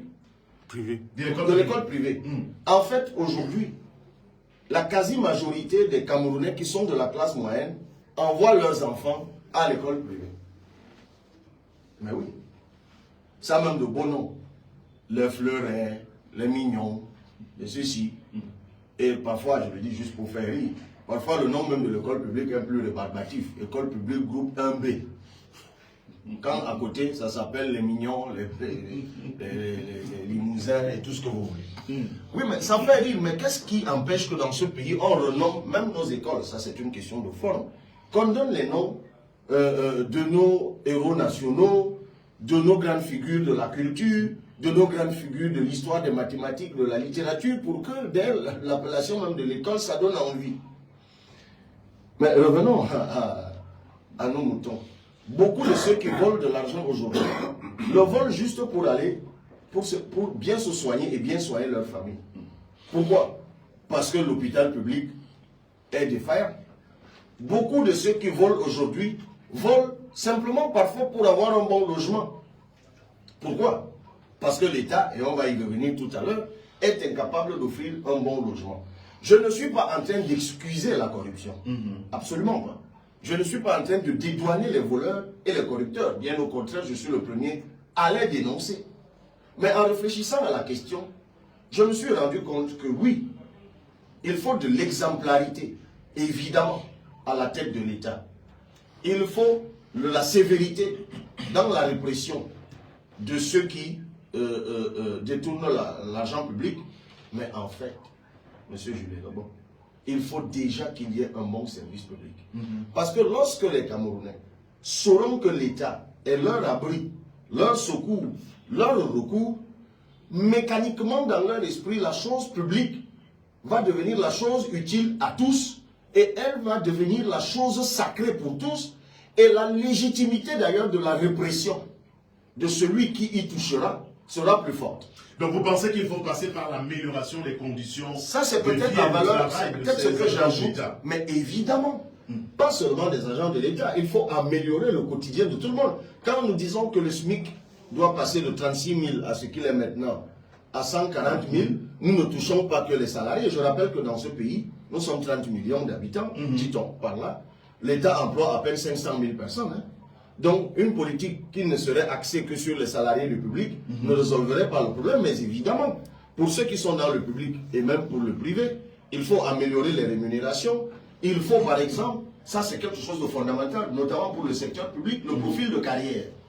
Parce que, M. Julien Lebon, et on parlera peut-être des enseignants tout à l'heure, lorsque vous êtes un agent public et que vous savez qu'au bout de 5 ans, par le mérite, mon salaire va augmenter à tel niveau, par le mérite, je vais occuper telle fonction, vous n'êtes pas pressé de voler de l'argent maintenant. Parce que vous savez que par le travail et par le mérite, votre rémunération va augmenter, votre promotion arrivera, et vous aurez alors les moyens de vous offrir un certain nombre de choses, donc vous serez un travailleur consciencieux. Évidemment, il faut, comme nous le proposons dans notre loi, codifier à droit constant toute la réglementation de lutte contre la corruption. Je ne vais pas revenir là-dessus. C'est une batterie d'instruments qui existent depuis la Convention des Nations Unies, la Convention de Mérida que nous avons ratifiée, jusqu'à remontant au plus loin aux commissions de lutte sectorielles de lutte contre la corruption, en passant par la NIF, la CONAC, le code pénal, le tribunal criminel spécial, le programme Shock Change Abyss and Opposed Corruption, tout ce que vous voulez que le Cameroun a mis comme le programme national de gouvernance, tous ces instruments n'ont pas aidé.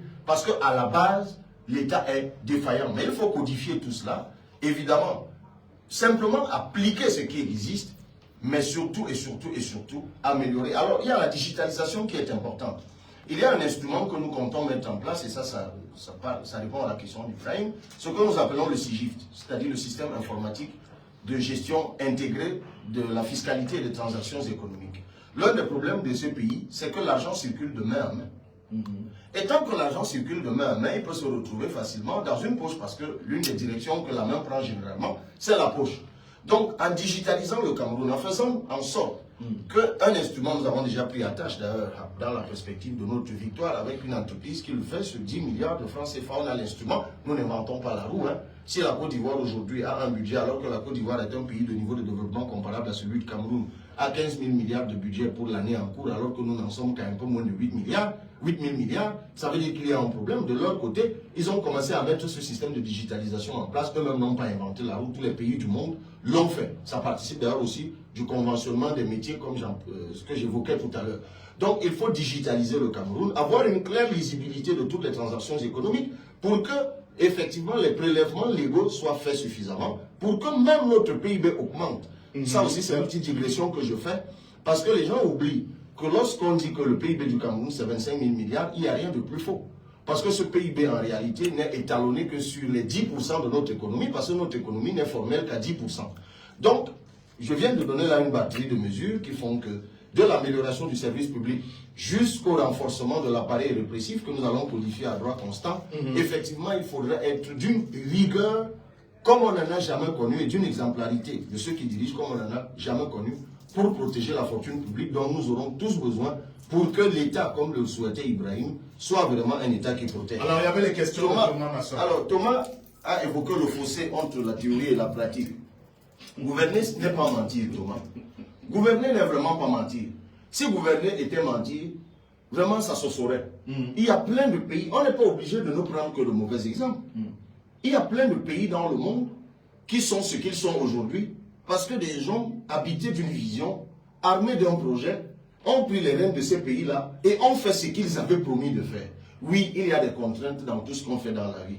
Même votre maison que vous décidez de construire, M. Gilles Elobo, vous avez planifié qu'ici, on va faire 2 murs et après, ça peut prendre 3 murs. Vous avez prévu une profondeur d'1 mètre, après vous vous retrouvez obligé d'en faire 1,5 mètre. Ça arrive, mais ça s'explique. Ça veut dire qu'un dirigeant ne dissimule rien. S'il a prévu de construire une route et qu'au moment où on construit la route, on se rend compte qu'il y a un rocher qui est profond, mais les citoyens ne sont pas idiots, bon sang. Il leur explique que j'avais prévu de faire une route ici en 2 semaines, mais nous avons trouvé un rocher qui nous oblige à ajourner la construction de la route d'1 semaine. Est-ce que ça, les citoyens ne vont pas le comprendre? Qui a dit que gouverner les gens, c'est dissimuler les choses, c'est de prendre les autres pour des idiots, pour des éboucs qui ne peuvent jamais rien comprendre? Mais non, absolument pas. On peut gouverner dans la transparence, dans l'exemplarité, et il y en a plein dans le monde qui l'ont fait. Donc la crise anglophone, il a évoqué la question de la crise anglophone, mais évidemment que la crise anglophone, c'est un avatar de la centralisation. En fait, la crise anglophone est une panne de roulement. Les pannes de roulement viennent généralement des vices de fabrication. Le Cameroun a un vice de fabrication à la base. C'est un pays de diversité. Et le Cameroun aurait dû emprunter le chemin du fédéralisme à sa naissance. Parce que c'est le fédéralisme qui donne les meilleures clés d'organisation de la diversité dans un espace territorial partagé. Nous avons fait le mauvais choix de l'unitarisme. C'est donc un vice de fabrication. Et les pannes de roulement, je parlais des Kotoko et Arab Choix tout à l'heure, des Peul et Baya dans des affrontements ici et là. On peut ajouter la crise anglophone, ce sont des pannes de roulement.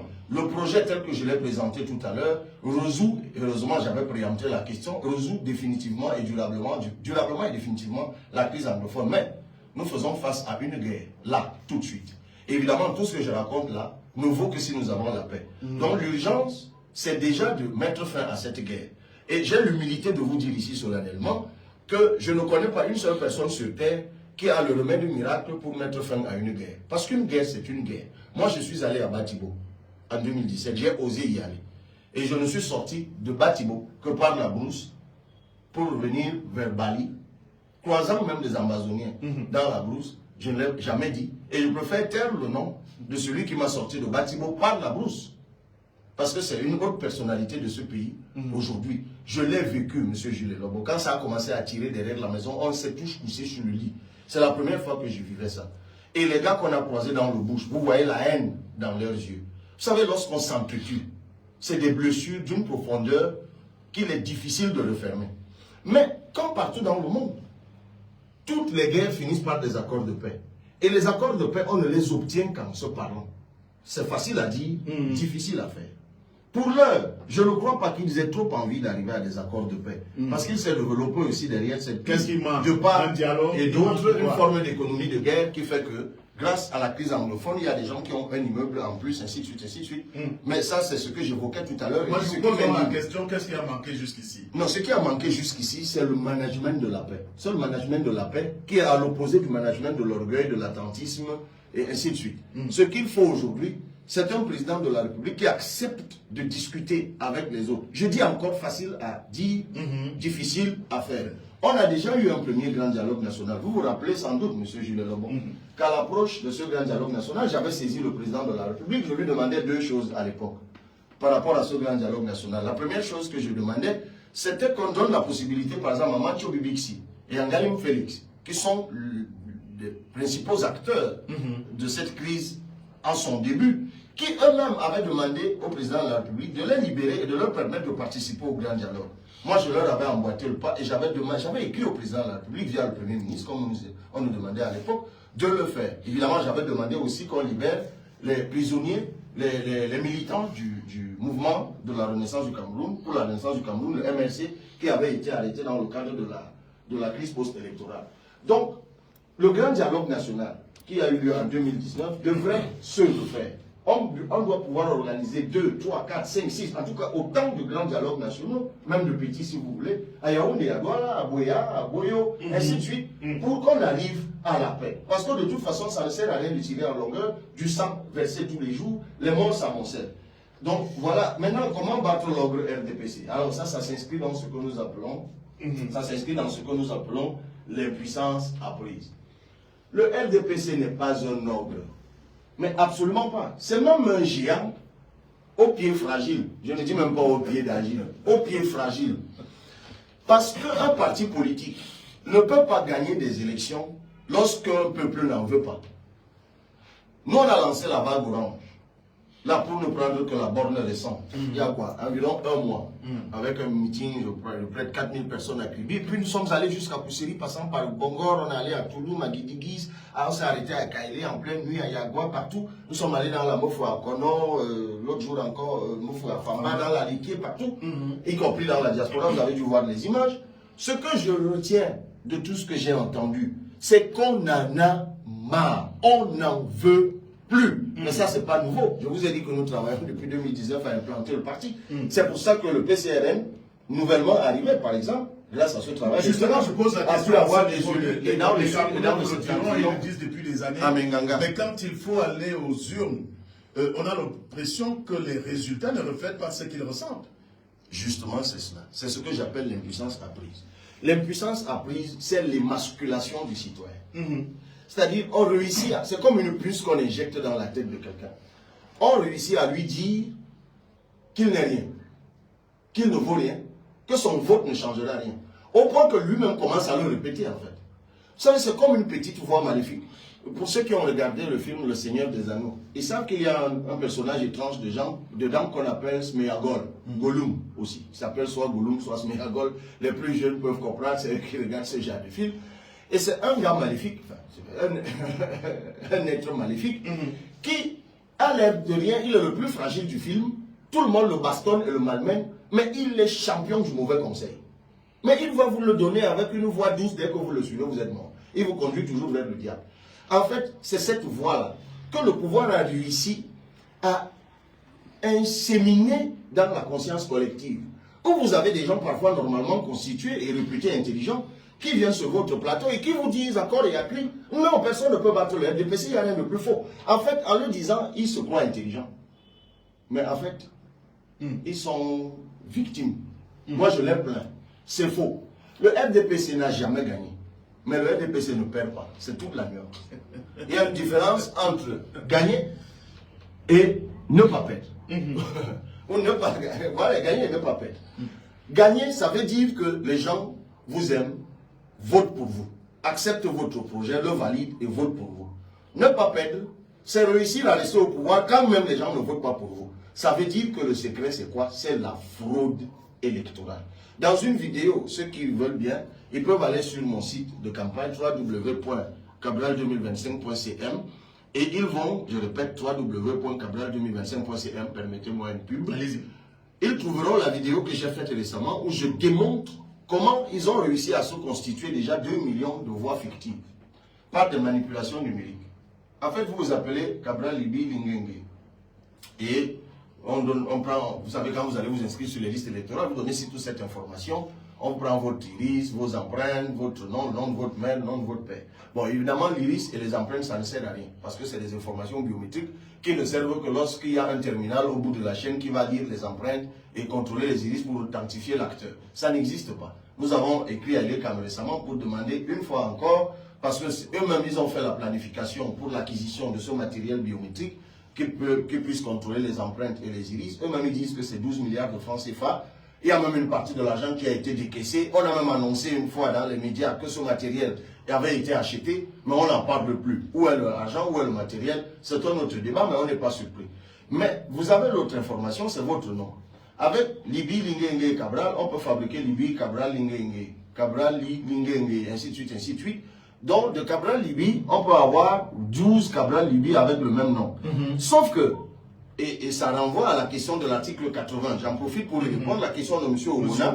Parce qu'en fait, j'ai ouvert le code électoral que j'ai devant moi. Et l'article 80 parle de la publication de la liste électorale nationale au plus tard le 30 décembre. Moi, je crois que c'est ce qu'il évoquait. Par la preuve, il parlait de la publication des listes électorales.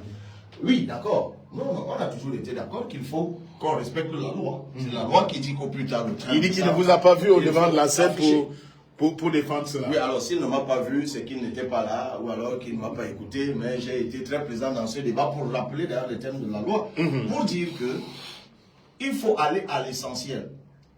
Et je vais vous dire, M. Jules Lobo, même si on publie la liste électorale, vous n'allez pas voir ce que je vous dis là. Vous n'aurez pas le temps de le voir.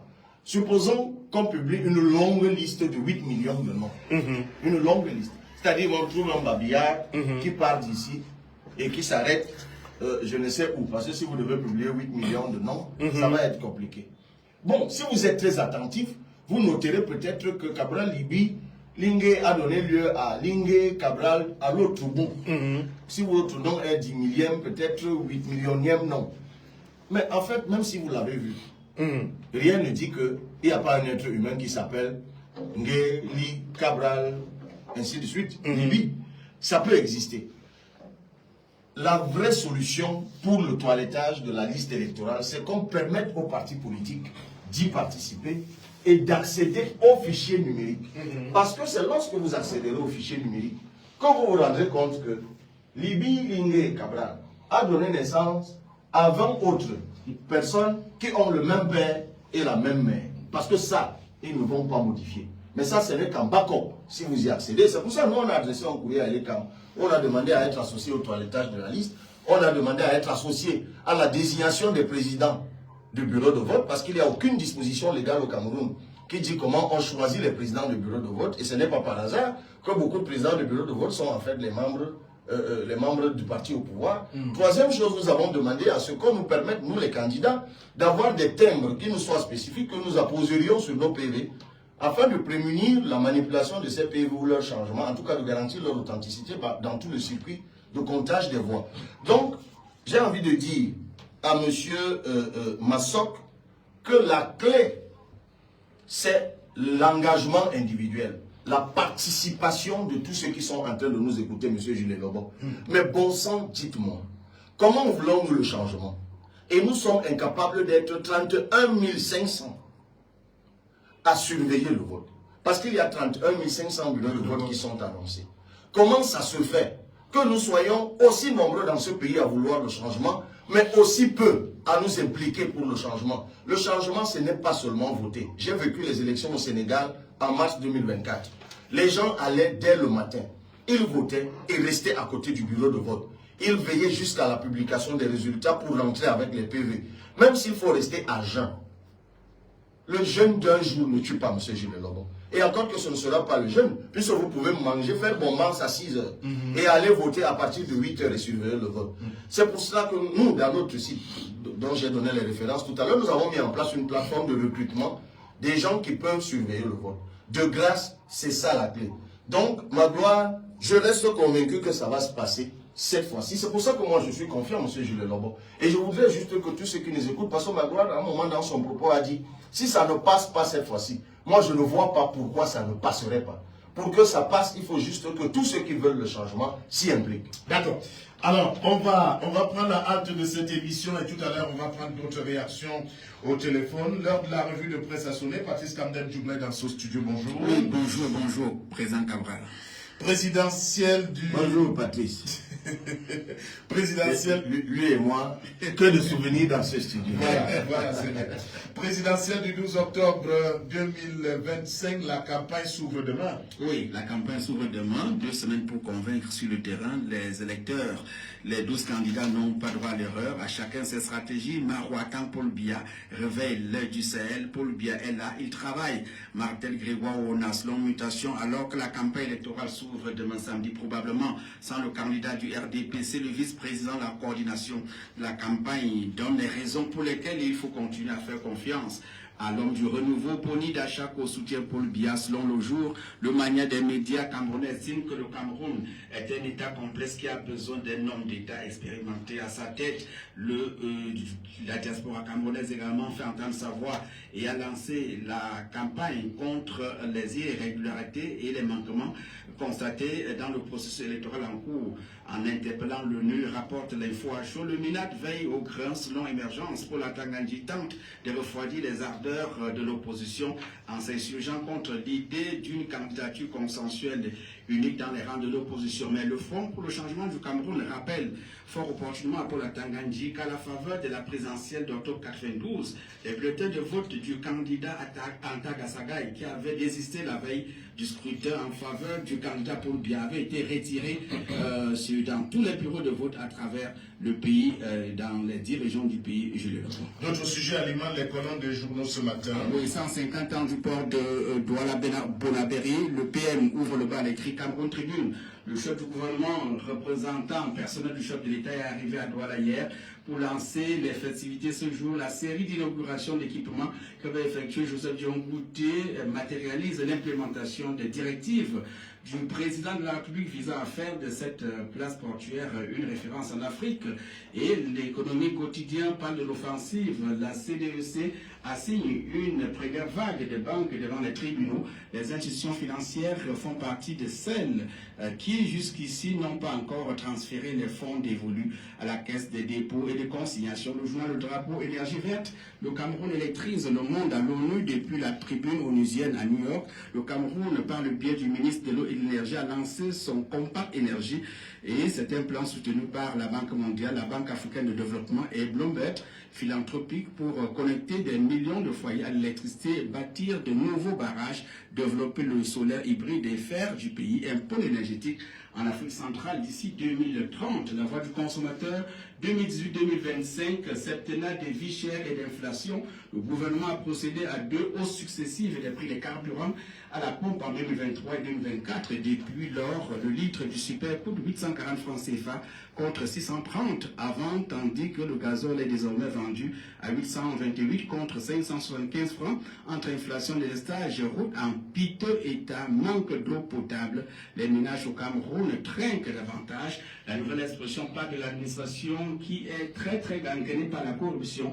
La République des faussaires. Le docteur Aristide Mono montre comment la vaste opération de détection de plus de 1300 faux diplômes au concours dans les fraudes de défense au Cameroun n'est que l'étincelant reflet d'une administration camerounaise dont le sommet est profondément gangréné par le faux et la corruption sous toutes les formes. Bonne émission, bonne réalité. Voilà, merci Patrice pour cette revue de presse. Le reste, c'est dans les kiosques, acheter les journaux, faire vivre la presse camerounaise. Magique attitude, le débat citoyen. Nous sommes vendredi invités sur ce plateau le président national du PCRN, Cabral Libi, candidat à l'élection présidentielle du 12 octobre prochain. Alors, on va prendre encore quelques réactions au téléphone et on revient en studio. D'abord, monsieur Mohamedou Aminou est au bout du fil. Bonjour. Bonjour. Bienvenue à l'antenne, nous vous écoutons, monsieur Mohamedou. Sans oublier votre invité sur le plateau, l'honorable Cabral Libi. Voilà. J'ai 3 préoccupations. Allez-y. D'abord, le fils Cabral Libi a encore représenté son programme par rapport à la décentralisation et autres d'aller sur les tribus. Je crois que lors d'un débat avec le professeur Mathias Eric Oudangini, il a été démontré que cela est infaisable au Cameroun. Je ne sais pas pourquoi il revient sur ça. Maintenant, en deuxième position, il a parlé de la crise au nord et au sud, au nord-ouest et au sud-ouest du pays. Moi, je n'appelle pas ça anglophone. Et il a voulu montrer comme si le gouvernement n'a pas la volonté, le président de la République n'a pas la volonté. Je voudrais qu'il nous dise quelle est d'abord, lui-même il a dit la guerre c'est la guerre. Lui-même il ne trouve pas de solution. Mais je voudrais qu'il nous dise quelle concession ces terroristes ont fait depuis que cette crise a commencé. Parce que moi, je peux vous citer au moins 15 concessions qui ont été faites par l'État du Cameroun, surtout par celui qui incarne les institutions de la République, son excellence Bolivia, qui est mendiant de la paix. Maintenant, en troisième position, allez-y. Je voudrais demander à l'honorable, président exécutif du PCLS. Nous savons que pendant plus de 5 ans, il était occupé avec le litige qui concerne la présidence d'un parti. Et pendant ce temps, nous, moi je suis militant du LDPC, un militant convaincu et convaincant. Nous étions sur le terrain à d'instruire les populations. Et pendant ces 5 ans, ils étaient dans leur litige. Aujourd'hui, ils se présentent devant les Camerounais. Est-ce qu'ils peuvent nous dire, selon leur estimation, c'est vrai, même quelqu'un que vous n'avez pas sensibilisé pour s'inscrire peut voter pour vous le jour de l'élection. Mais PCLN, aujourd'hui, peut nous dire combien de Camerounais ont été sensibilisés pour les instructions sur les listes électorales. D'accord. Merci, M. Mohamedou. Bonne journée à vous. On va prendre quelqu'un d'autre qui est sur l'autre ligne. Je crois que c'est M. Tata. M. Tata, bonjour. Bonjour, M. Lebrun. Allons-y rapidement. Oui, M. Lebrun,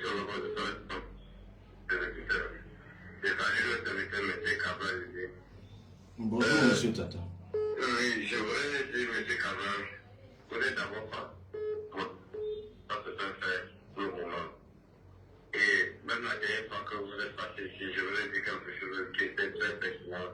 Et vous avez soulevé le sujet, avoir les représentants dans les bureaux de vote. Et vous-même, vous avez encore souligné que avoir les sympathisants et ne pas avoir les représentants dans tous les bureaux de vote, c'est que c'est un problème. Les Camerounais veulent le changement, mais ne sont pas prêts à payer le prix du changement. Maintenant, ma première question. Est-ce que vous, à votre niveau, vous réussissez à convaincre cette Cameroun? À convaincre les Camerounais. Je crois qu'il y a un problème de réseau. Allez-y. Oui, à convaincre les Camerounais et comprendre l'importance d'avoir les représentants dans tous les bureaux de vote. C'est d'abord ma première question. Maintenant, ma deuxième question. Vous avez parlé de la crise anglophone, mais je suis désolé, vous connaissez la forme, mais vous ne connaissez pas le fond. C'est votre fédéralisme communautaire. Excusez-moi de vous dire, ce que vous avez créé comme fédéralisme communautaire va peut-être aggraver la crise anglophone. Je suis du Nord-Ouest, précisément de Kumbo. Le problème est la crise anglophone. Surtout le problème anglophone. Mon grand-père a été un acteur politique sur le problème anglophone et sur la crise anglophone.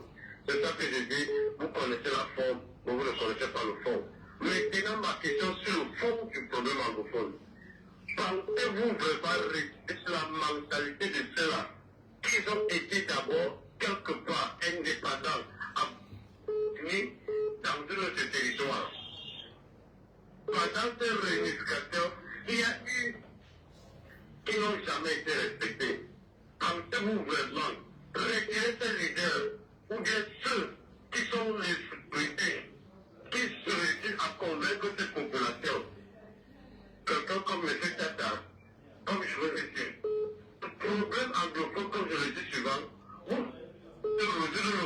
anglophone, mais vous ne connaissez pas la anglophone. D'accord. Vous allez-vous passer le jeu, la crise anglophone.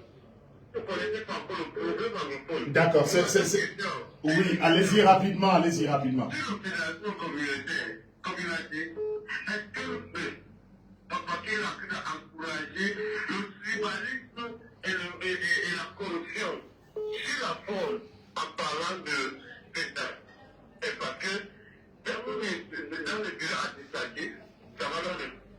Quand vous nommez un autorité, un ministre, tout son entourage de sa communauté, tu penses vraiment qu'il nie la corruption et le favorisme qui va suivre après, monsieur? Merci. Merci, bonne journée à vous. On n'a plus assez de temps. Malheureusement, on ne pourra pas prendre toutes les interventions sur cette antenne, tous ceux qui veulent poser des questions. On va prendre, d'accord, on va prendre un dernier. Monsieur Edmond, au bout du fil, bonjour. Bonjour, monsieur Général. Allez-y, nous vous écoutons. Bonjour à tous les libres penseurs et à tous les visiteurs de Magic FM. Bonjour au président Kabila Lidi. Bonjour, c'est monsieur. J'avoue que je écoute monsieur Lidi parler. On ne trouve pas rien prévu tellement il est limpide dans ses propos. Merci beaucoup. Dans ses analyses, on a l'impression qu'il semble savoir là où il veut aller. Rien que pour ça, je lui dis merci et je lui souhaite bonne chance. Merci beaucoup. L'un des cancers qui gangrène la société camerounaise aujourd'hui, eh bien, c'est l'injustice sociale généralisée. Ça tombe bien que M. Lidi nous propose, s'il est élu, un État à visage humain. Que pensez-vous, M. Lidi, de la téléphonie mobile au Cameroun où les citoyens perdent trop d'argent et ne peuvent pas se défendre, ne peuvent pas se plaindre via la télé, mais on vous coupe l'argent, vous n'avez pas communiqué par exemple. Vous payez vos factures d'électricité, mais parfois vous surfacturez et vous ne pouvez pas vous plaindre quelque part. Comment pensez-vous résoudre ce type de problème? Vous avez déjà recensé tous les bureaux de vote éparpillés à travers le monde. Et comment comptez-vous faire concrètement pour contrôler avec efficacité ces bureaux de vote le moment venu? Merci, merci monsieur Le Monde. Bonne journée à vous. Alors, président Kabila Lidi, vous prenez la parole pour répondre aux questions de ces auditeurs. Alors, je commence par M. Mohamed. M. Mohamed Ouamini, très vite. Qui est militant du RDPC. Oui, alors, le dernier auditeur, M. Edmond, je crois, lui a répondu. Donc, il fait de la politique politicienne, c'est normal, c'est un adversaire. Il dit que ce que nous proposons, nonobstant la limpidité de nos explications, de notre présentation, il continue à dire que c'est infaisable. C'est tout à fait faisable, c'est d'autant plus faisable. Et je crois que je l'ai dit dans mon propos, que ce que nous proposons, nous ne l'inventons pas. Si vous allez dans un pays comme la Belgique, c'est un pays à 3 régions. Chacune des régions dispose d'un parlement communautaire. Je dis bien communautaire. Je suis allé en Espagne, lorsque justement le débat battait son plein ici. L'ambassadeur d'Espagne m'a fait venir et m'a suggéré de faire un tour en Espagne. Il m'a dit, mais ce que vous proposez ici, nous on le fait en Espagne depuis très longtemps. Allez juste voir comment nous le faisons et vous verrez quels sont les écueils pour que vous ne tombiez pas dedans. Et moi, lorsque j'y suis allé, c'était cela. Quand ils vous écrivent, vous voyez président de la communauté de Madrid, de Catalogne, d'Andalousie. Je suis allé en Tanzanie, un pays où on ne soupçonne pas le fédéralisme communautaire. D'ailleurs, quand vous entrez même sur Internet, ils ne vous disent même pas qu'ils sont État fédéral. C'est-à-dire qu'officiellement, la Tanzanie ne se fait même pas appeler État fédéral, mais tout ce qu'ils appliquent là-bas, c'est le fédéralisme communautaire sur 2 régions.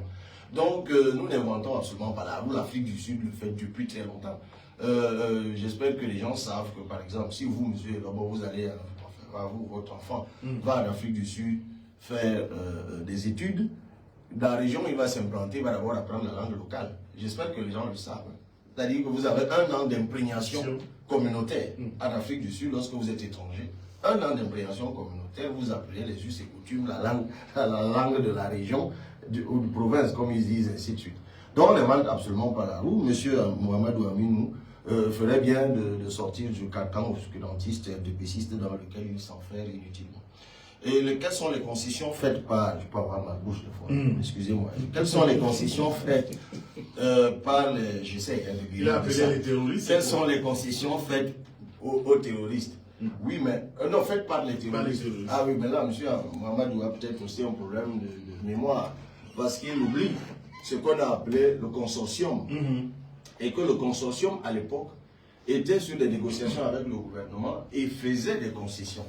Et que c'est le gouvernement qui avait stoppé net les discussions avec le consortium et avait jeté, sans crier gare, en prison certains membres du consortium, dont Maître Barista Agbobala, par exemple.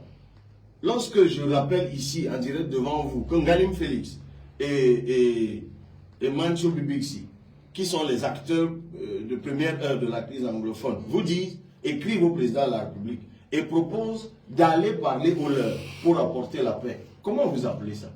Donc si ça c'est pas des concessions, on dit, M. Aminou pourrait être beaucoup plus, je veux dire, objectif des fois. Combien de Camerounais avons-nous inscrits sur le programme? Au moins 500 000. Au moins 500 000. Au moins 500 000. Ah oui, d'abord la persécution a duré 2 ans. Ça a commencé en 2023, donc ça n'a pas fait 5 ans. Ça encore c'est un problème de mémoire avec M. Aminou. Et la persécution dont nous avons fait l'objet n'empêchait pas le déploiement de nos équipes sur le terrain. Donc, s'il était de temps en temps dans les réseaux sociaux, il venait que plusieurs fois. Il y a même des choses que nous, on a inaugurées. Par exemple, les inscriptions beignets haricots, qui ensuite ont été suivies. Ça a fait l'objet de reportages. Je crois même de Magic FM, des médias audiovisuels. C'est-à-dire que nous, on organisait des séances d'inscription dans les carrefours avec du beignet haricot. Donc, a priori, les gens, ils prenaient leur petit déj et puis s'inscrivaient sur des listes électorales. Ça a même été une innovation qui a fait la une des journaux. Mais ça, je veux dire, si M. Aminou n'est pas au courant, ce n'est pas de ma faute. Comme je dis encore, il ne lit peut-être que l'action et c'est un problème.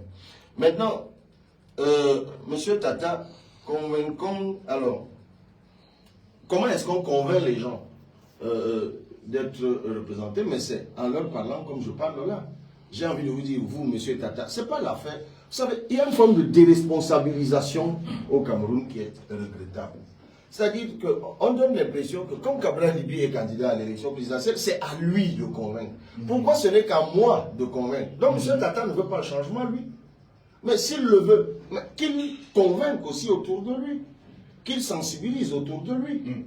Le changement, nous le voulons, nous tous. Sortons vraiment de la déresponsabilisation et intégrons chacun que nous sommes un acteur, chacun d'entre nous, ceux qui sont en train de nous écouter, chacun est un acteur du changement. Qu'est-ce qui empêche que ceux qui écoutent là maintenant prennent l'engagement? Moi, je vais surveiller mon bureau de vote. Dans notre plateforme, moi, j'ai envie de lui dire, ça marche. Nous en sommes là, je crois, à environ 12 000 noms que nous avons dans notre plateforme sur www.cabral2025.cm. Et puis, nous avons mis en place une sous-commission dans la commission de préparation de l'élection, sous-commission qui est gérée par Honorable Roland Goïssi, qui depuis 2 ou 3 semaines est en train de faire le tour du Cameroun, va vers les populations, nos bases militantes, les associations de la société civile, va vers les églises. Nous avons lancé une opération que nous avons appelée la foi, la voix.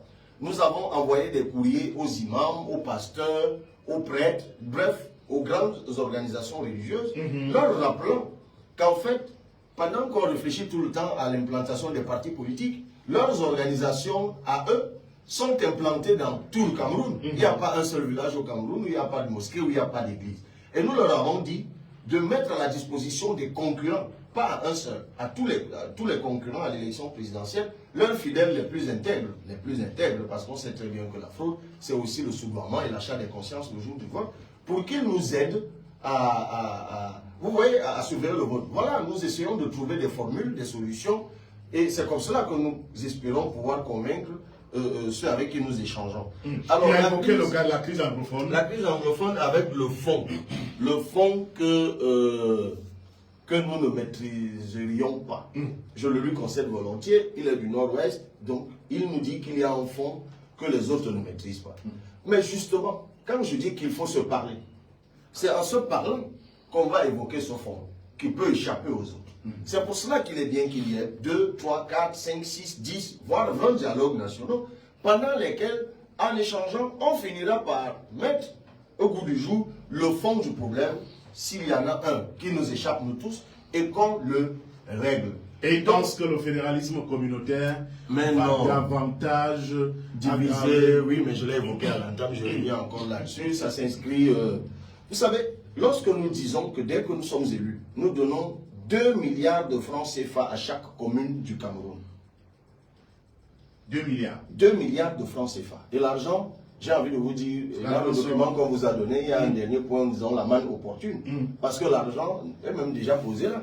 Vous savez que dans l'affaire Glencore, mais oui, il y a le PV de contentieux de la douane que nous avons évoqué l'autre jour, que nous avons à notre disposition, qui demande à Glencore de verser 711 milliards de francs CFA à l'État du Cameroun.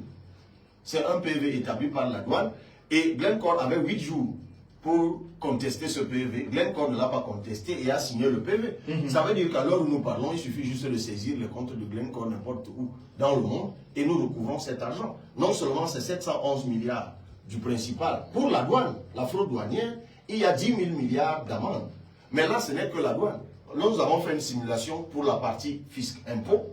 C'est encore environ 900 milliards de francs CFA que nous pourrions gagner de ce que Glencore a volé notre pétrole de 2006 à 2016. Ce n'est pas une faveur. Mais vous savez pourquoi on n'a pas cet argent maintenant? Dites-nous. Mais parce qu'il y a des ministres qui sont allés se faire soudoyer et qui bloquent le dossier. C'est aussi simple que ça.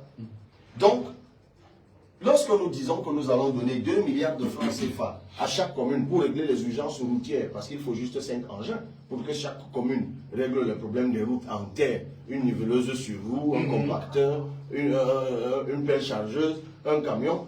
Mais ça va. Est-ce que ça, c'est pas la décentralisation qui va apporter le développement, gérer les urgences hospitalières, scolaires et agricoles? Ça va apporter le développement. Donc nous disons que contrairement à l'idée reçue une fois de plus, où on dit que ça va diviser les gens, mais ça va plutôt fédérer les gens. Il évoque le quota. Et la question des quotas. Où il dit, lorsqu'on nomme quelqu'un, il prend les gens de chez lui, il les met là. Monsieur Jules Lobo, on ne peut pas reprocher au fédéralisme communautaire ce que les gens font maintenant. C'est ce que les gens font maintenant. Dans notre offre politique, nous parlons de la politique des quotas. Nous disons, nous plafonnons pour tous ceux qui vont occuper des fonctions publiques, des responsabilités publiques. Nous plafonnons dans notre offre politique le nombre de personnes originaires de chez eux ou chez elles qu'ils pourront recruter. Nous disons même dans le privé, parce que figurez-vous, monsieur Jules Lobo, si moi, qui viens de mon village lointain, je viens dans le vôtre ouvrir une boutique, je suis dans l'obligation de m'imposer un quota de recrutement des gens de votre village pour la survie de ma propre boutique. Parce que figurez-vous que si je ne le fais pas le jour où elle prend feu, les gens ne se sentiront pas obligés de venir m'aider. Donc la politique des quotas, il faut l'appliquer. Et j'ai dit qu'en renvoyant le pouvoir au niveau des communautés, au niveau des régions, mais oui, évidemment, monsieur Jules Lobo, qu'est-ce que vous croyez? Vous croyez que lorsqu'il y a des offres de recrutement dans le Texas, on privilégie qui? Mais les Texans. Parce que de toute façon, chacun des Américains a un chez lui. Donc là encore, il faut juste appliquer une politique de quotas, c'est-à-dire des quotas au sein des régions pour les ressortissants de la région et des quotas pour les non-ressortissants de la région pour permettre la mobilité et l'intégration nationale. Cela ne va tuer personne puisque de toute façon, chacun d'entre nous est établi quelque part. Et il y a des gens qui vous ouvrent le débat sur la mobilité. Ils vous disent, oui, moi je suis né à Yaoundé, mon père est de Garoua, moi je suis né à Yaoundé.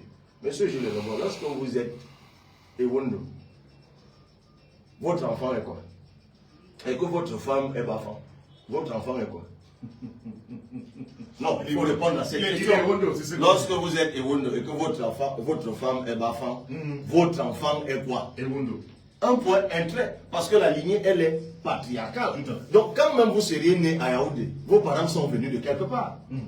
Parce que moi, je veux bien que quelqu'un me dise, je suis né à Yaoundé, j'ai grandi à Yaoundé, mais quand il y a un deuil chez lui, on trouve le chemin du village pour aller enterrer la personne. Ça veut dire qu'il connaît son village et il est bien venu de quelque part. C'est pour cela, par exemple, que le fameux équilibre régional, nous le changeons avec ce que nous appelons l'équilibre géographique, parce que ça, c'est très important.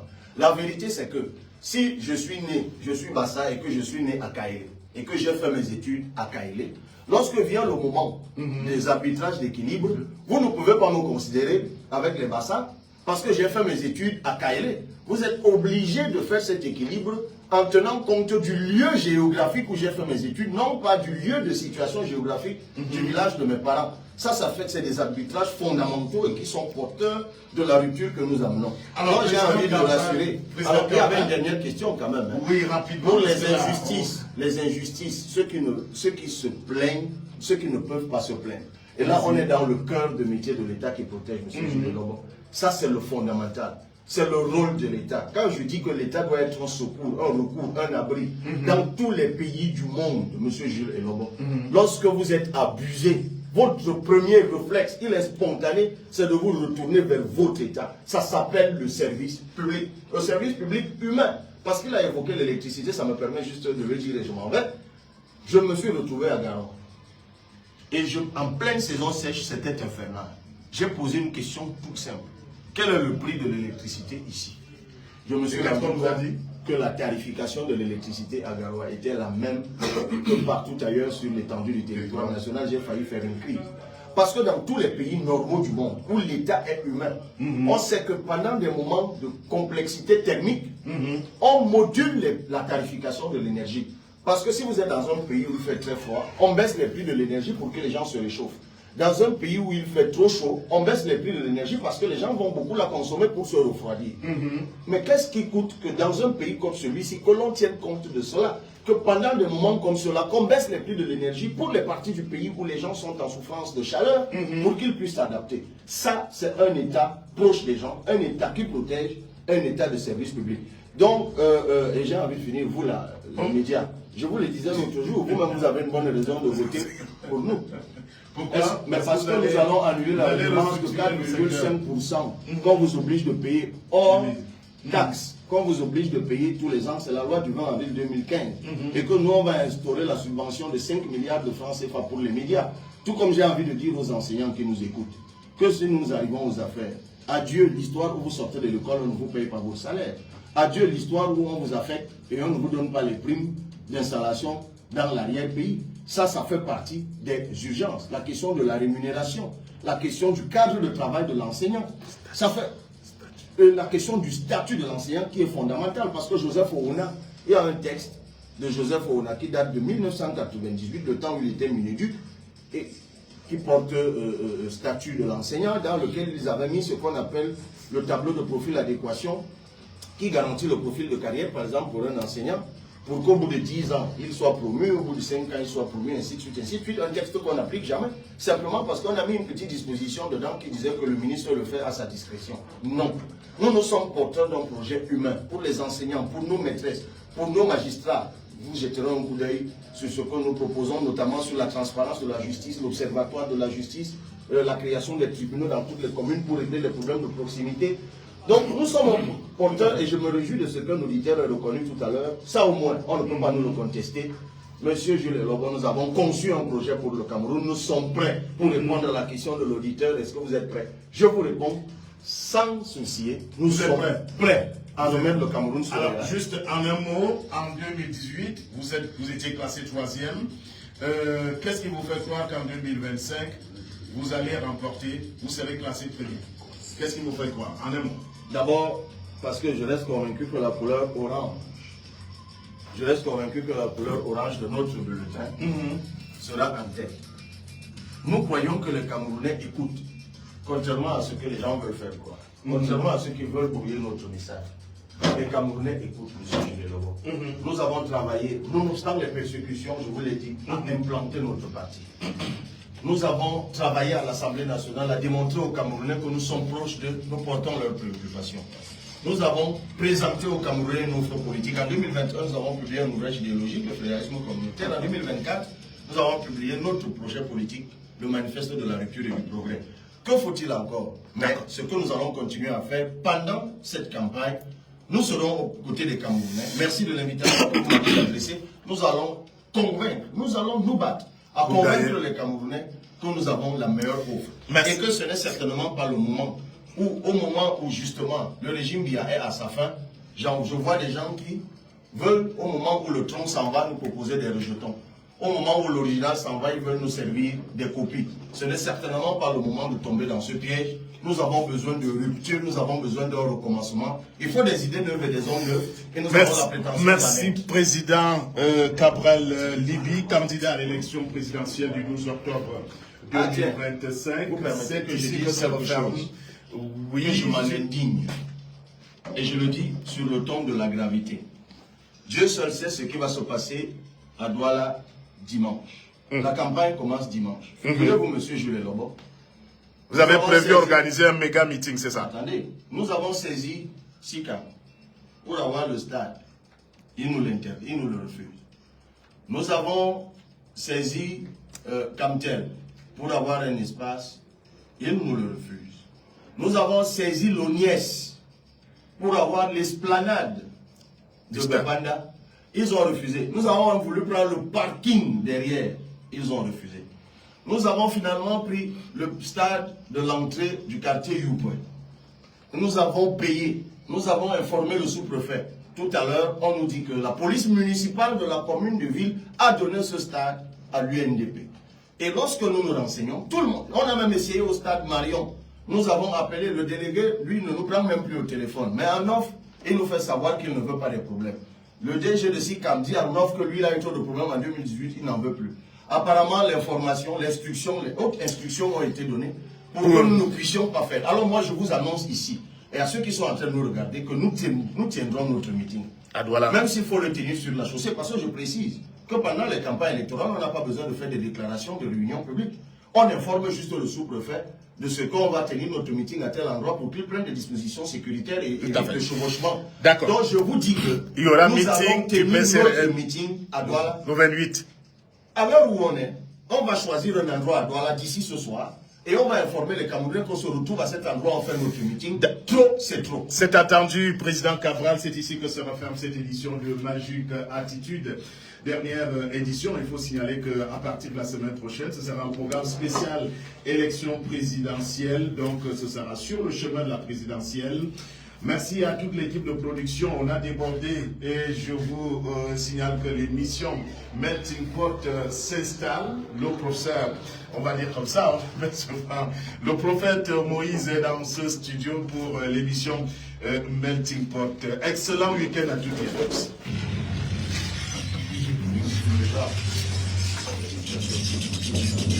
Nous avons... Voilà. Okay.